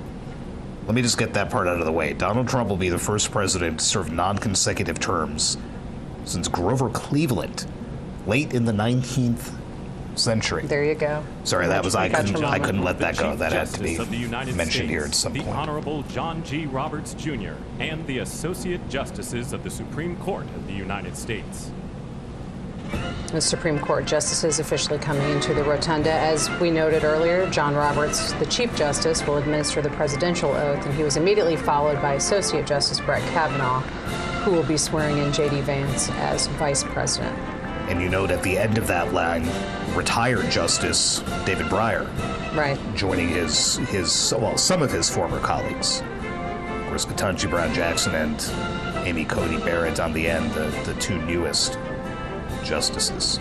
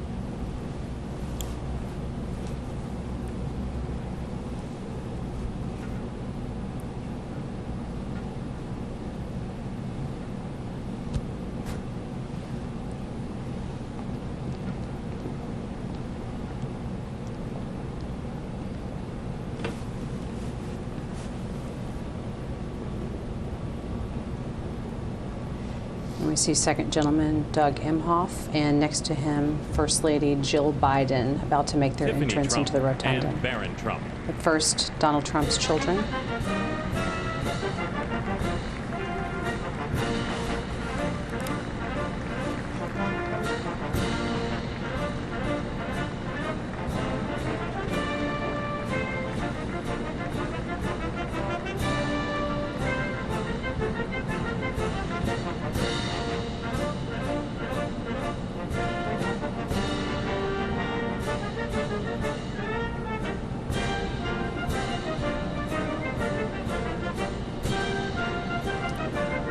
Talk about those good seats that the tech titans have. I mean, they are all lined up immediately behind the president-elect's children. So, you know, something went into that seating chart. And we saw Jared Kushner earlier shaking hands with Tim Cook from Apple and Sundar Pichai of Google, right on down the road, Mark Zuckerberg.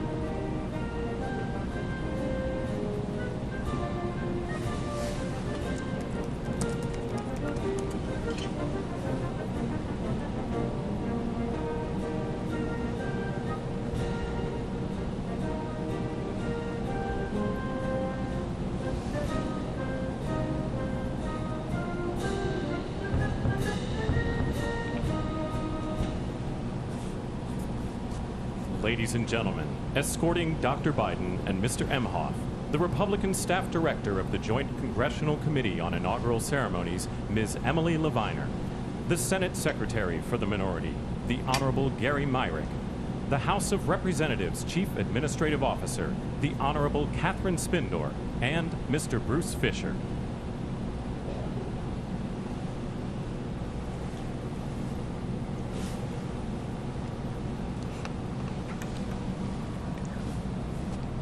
Ladies and gentlemen, Dr. Jill Biden and Mr. Douglas Emhoff.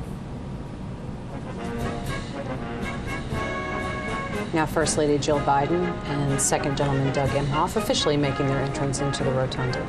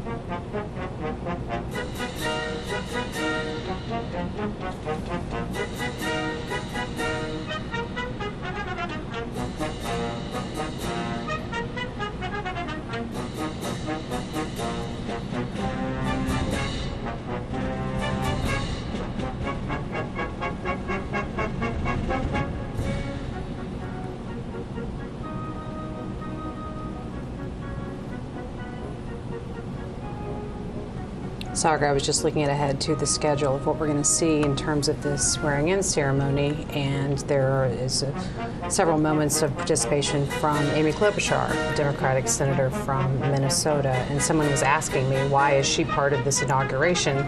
She was not a supporter of Donald Trump, but she is part of the committee that organized this entire inauguration. So it's an official role for her today, in addition to being a member of the U.S. Senate. Someone whose world was upended on Friday after all that work on getting this event together outdoors ended, and here we are inside the rotunda. But a spot where at least Amy Klobuchar is well familiar from her time in the Senate.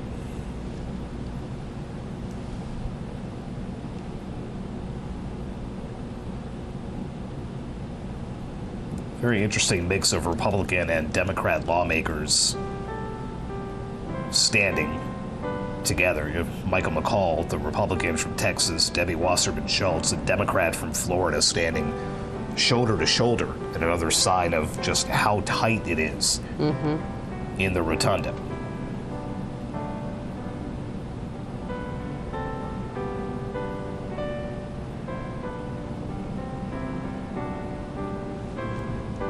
See Melania Trump's father standing in front of Elon Musk and next to Barron Trump. Melania Trump's mother, of course, died while they were out of the White House, and her dad is back to watch her become First Lady for the second time.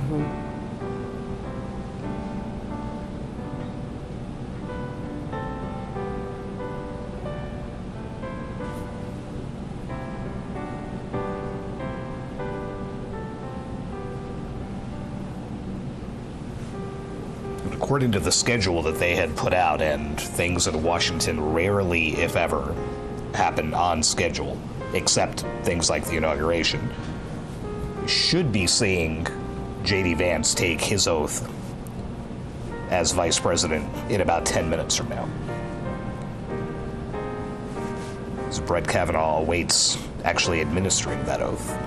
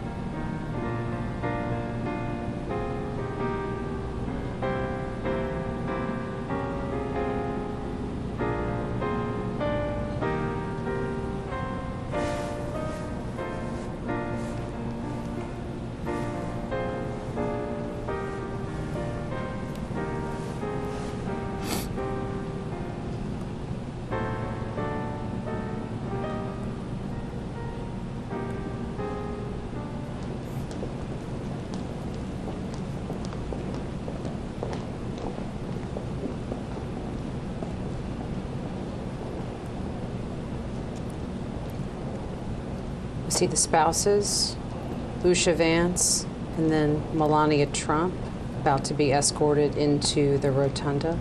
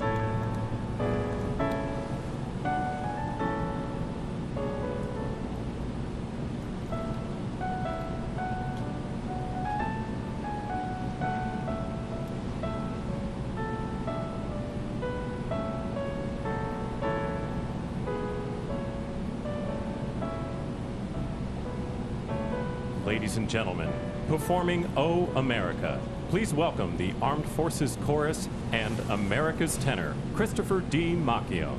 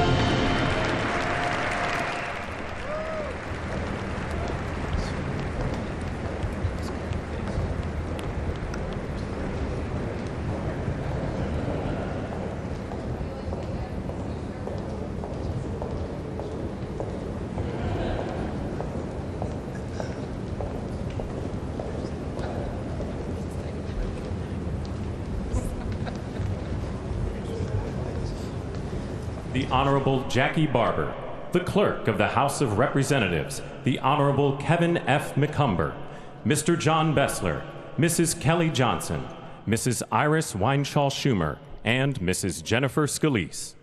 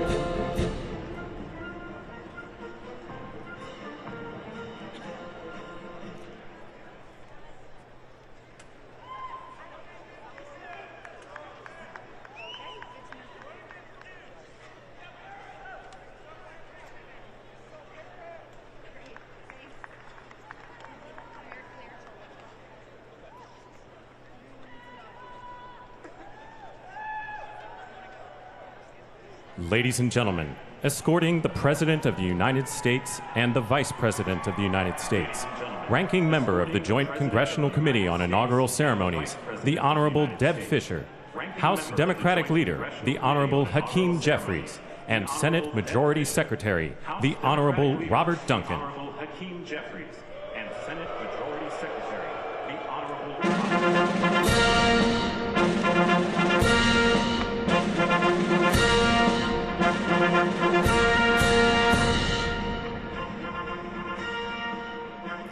Ladies and gentlemen, the President of the United States, the Honorable Joseph R. Biden Jr., and Vice President of the United States, the Honorable Kamala Devi Harris.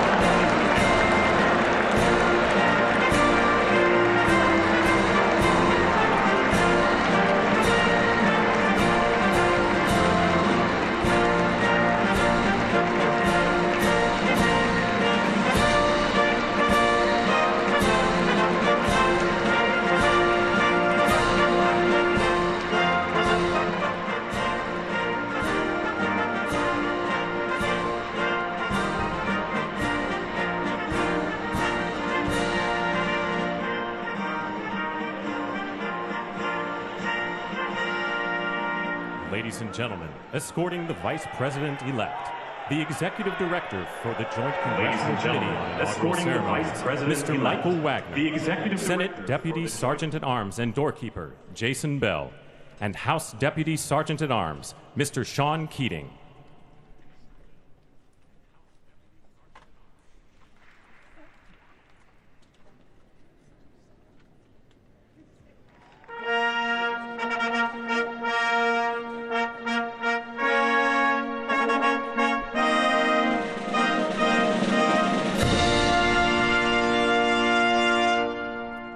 Ladies and gentlemen, the Vice President-elect of the United States, the Honorable J.D. Vance. The Vice President-elect of the United States.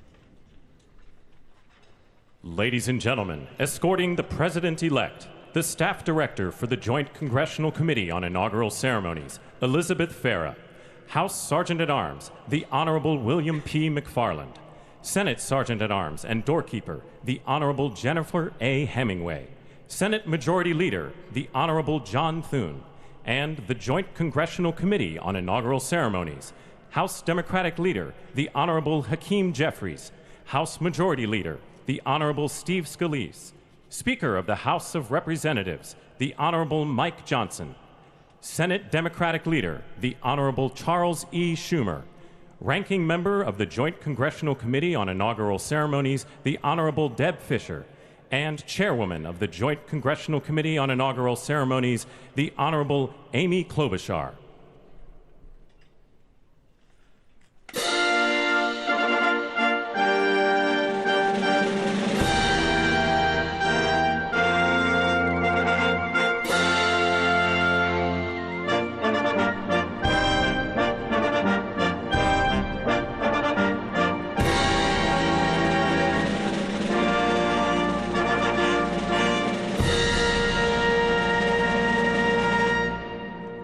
Ladies and gentlemen, the President-elect of the United States, the Honorable Donald John Trump. The President-elect of the United States, the Honorable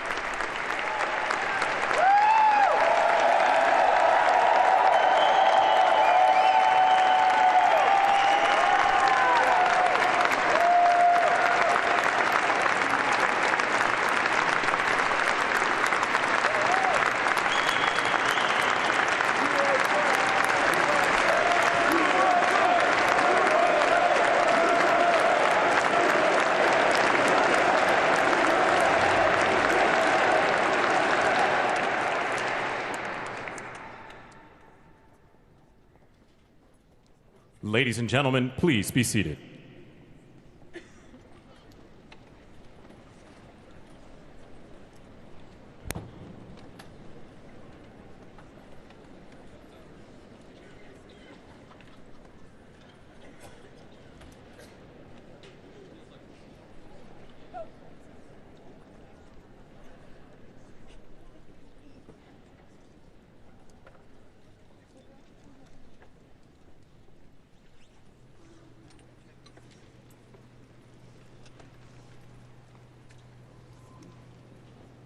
Please welcome the Chairwoman of the Joint Congressional Committee on Inaugural Ceremonies, the Honorable Amy Klobuchar.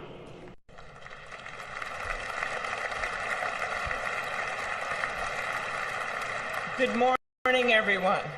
Welcome to the 60th presidential inauguration.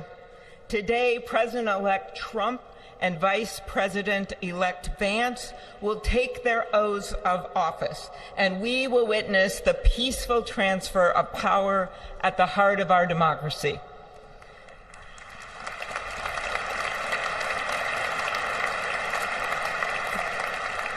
For the past year, I've chaired the Inaugural Ceremony Committee, which includes the leadership of Congress from both parties. We thank the committee and Capitol staff and law enforcement who worked so hard over the last year, and especially the last 3 days. You've done a beautiful job, and you have shown grace under pressure.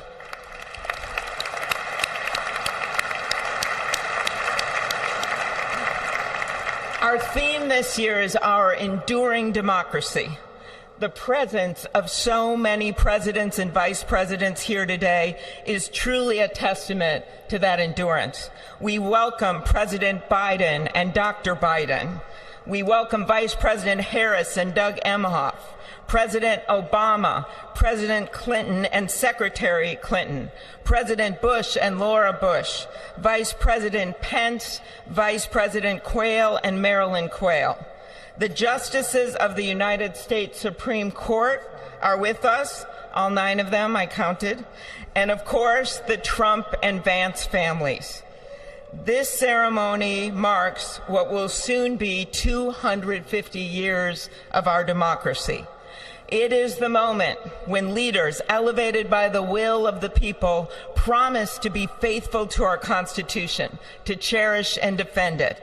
It is the moment when they become, as we all should be, the guardians of our country. Through war and peace, through adversity and prosperity, we hold this inauguration every 4 years, and today it falls on Martin Luther King Day, a further reminder that we must strive to uphold the values enshrined in our Constitution, the freedoms, the liberties, and, as is inscribed on the entrance of the United States Supreme Court, equal justice under law.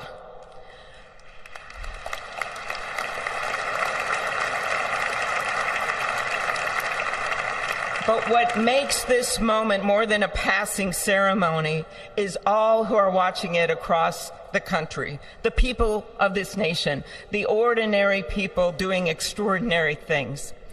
President Kennedy, who at one point worked as a senator in this building and would often walk through this very rotunda, once said, "In a democracy, every citizen, regardless of interest in politics, holds office. Every one of us is in a position of responsibility." With that responsibility of citizenship comes an obligation not to seek out malice, as President Lincoln once reminded us, but to view others with a generosity of spirit despite our differences. With that responsibility of leadership comes an obligation to stand our ground when we must and find common ground when we can. With everything swirling around us, the hot mess of division, it is on all of us, to quote an incredible songwriter who just happened to be born in my state, to ensure that our nation's democracy is our shelter from the storm.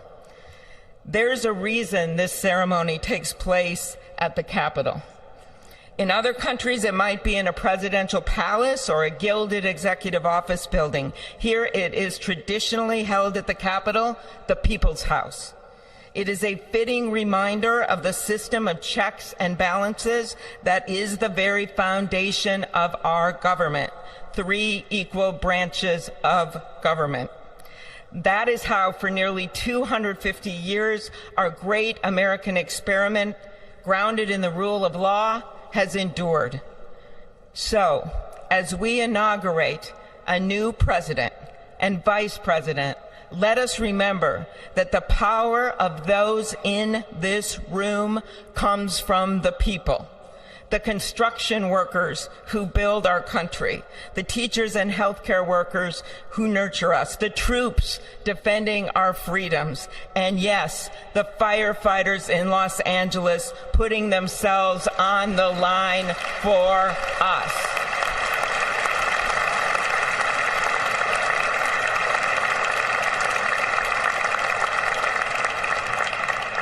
Our democracy's strength and grit must match theirs.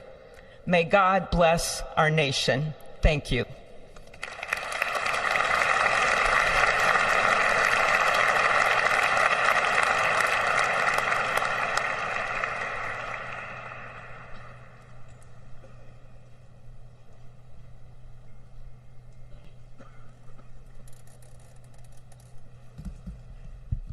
Good afternoon. Endurance through the years is the ultimate test. To persevere through time is the truest measure of an idea, an institution, and a nation.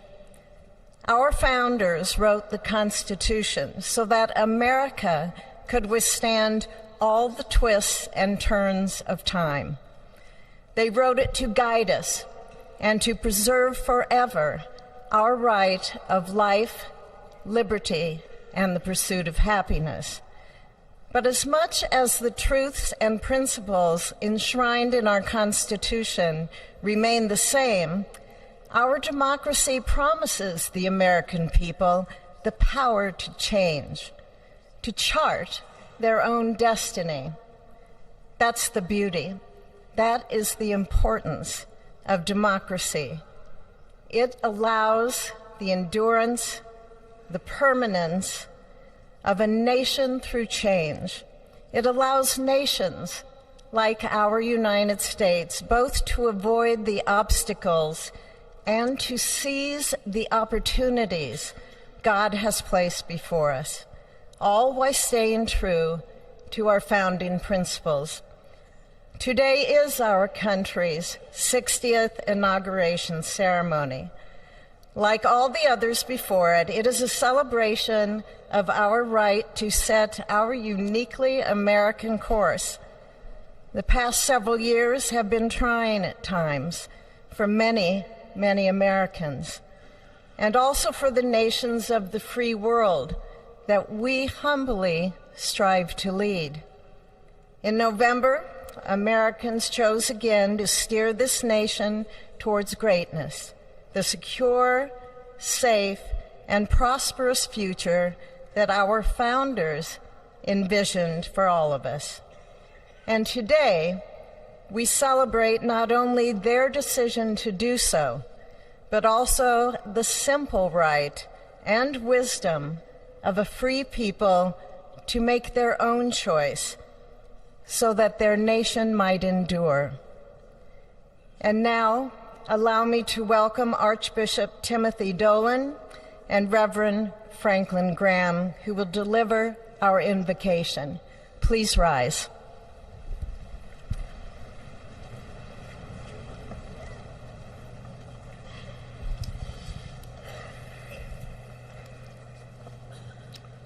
Be still and know that I am God, supreme among the nations, supreme on the earth.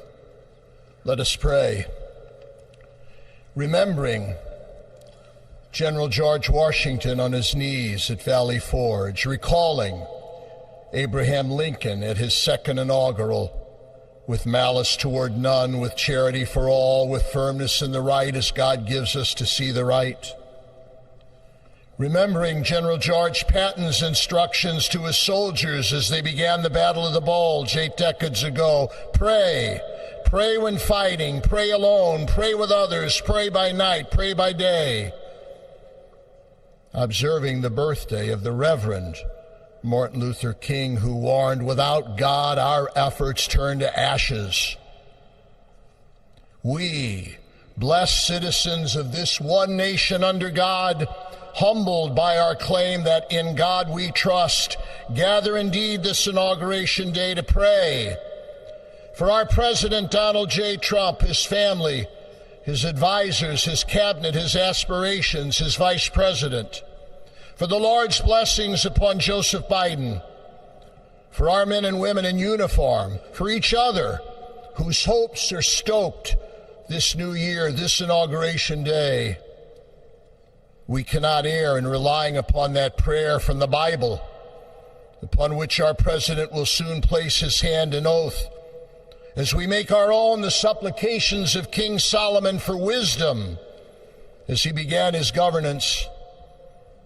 God of our fathers, in your wisdom you set man to govern your creatures, to govern in holiness and justice, to render justice with integrity. Give our leader wisdom, for he is your servant, aware of his own weakness and brevity of life. If wisdom which comes not from you be not with him, he shall be held in no esteem. Send wisdom from heavens that she may be with him, that he may know your designs. Please, God, bless America. Please, mend her every flaw. You are the God in whom we trust, who lives and reigns forever and ever. Amen.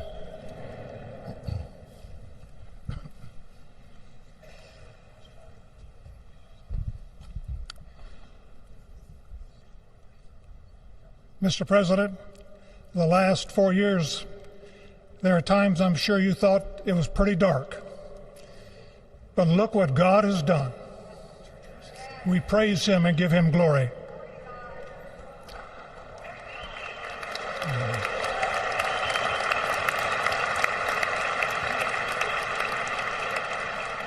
Let us pray. Our Father and our God, thou hast said, blessed is the nation whose God is the Lord. As the prophet Daniel prayed, blessed be the name of God forever and ever. For wisdom and might are his. He changes the times and the seasons. He removes kings. He raises up kings. He gives wisdom to the wise and knowledge to those who have understanding. Our Father, today, as President Donald J. Trump takes the oath of office once again, we come to say thank you, O Lord our God. Father, when Donald Trump's enemies thought he was down and out, you and you alone saved his life and raised him up with strength and power by your mighty hand. We pray for President Trump that you'll watch over, protect, guide, direct him. Give him your wisdom from your throne on high. We ask that you would bless him and that our nation would be blessed through him. We also ask that you would bless and protect Melania as First Lady. We thank you for the beauty, the warmth, and grace that she shows not only to this nation, but to the whole world. We thank you for Vice President-elect J.D. Vance and his wife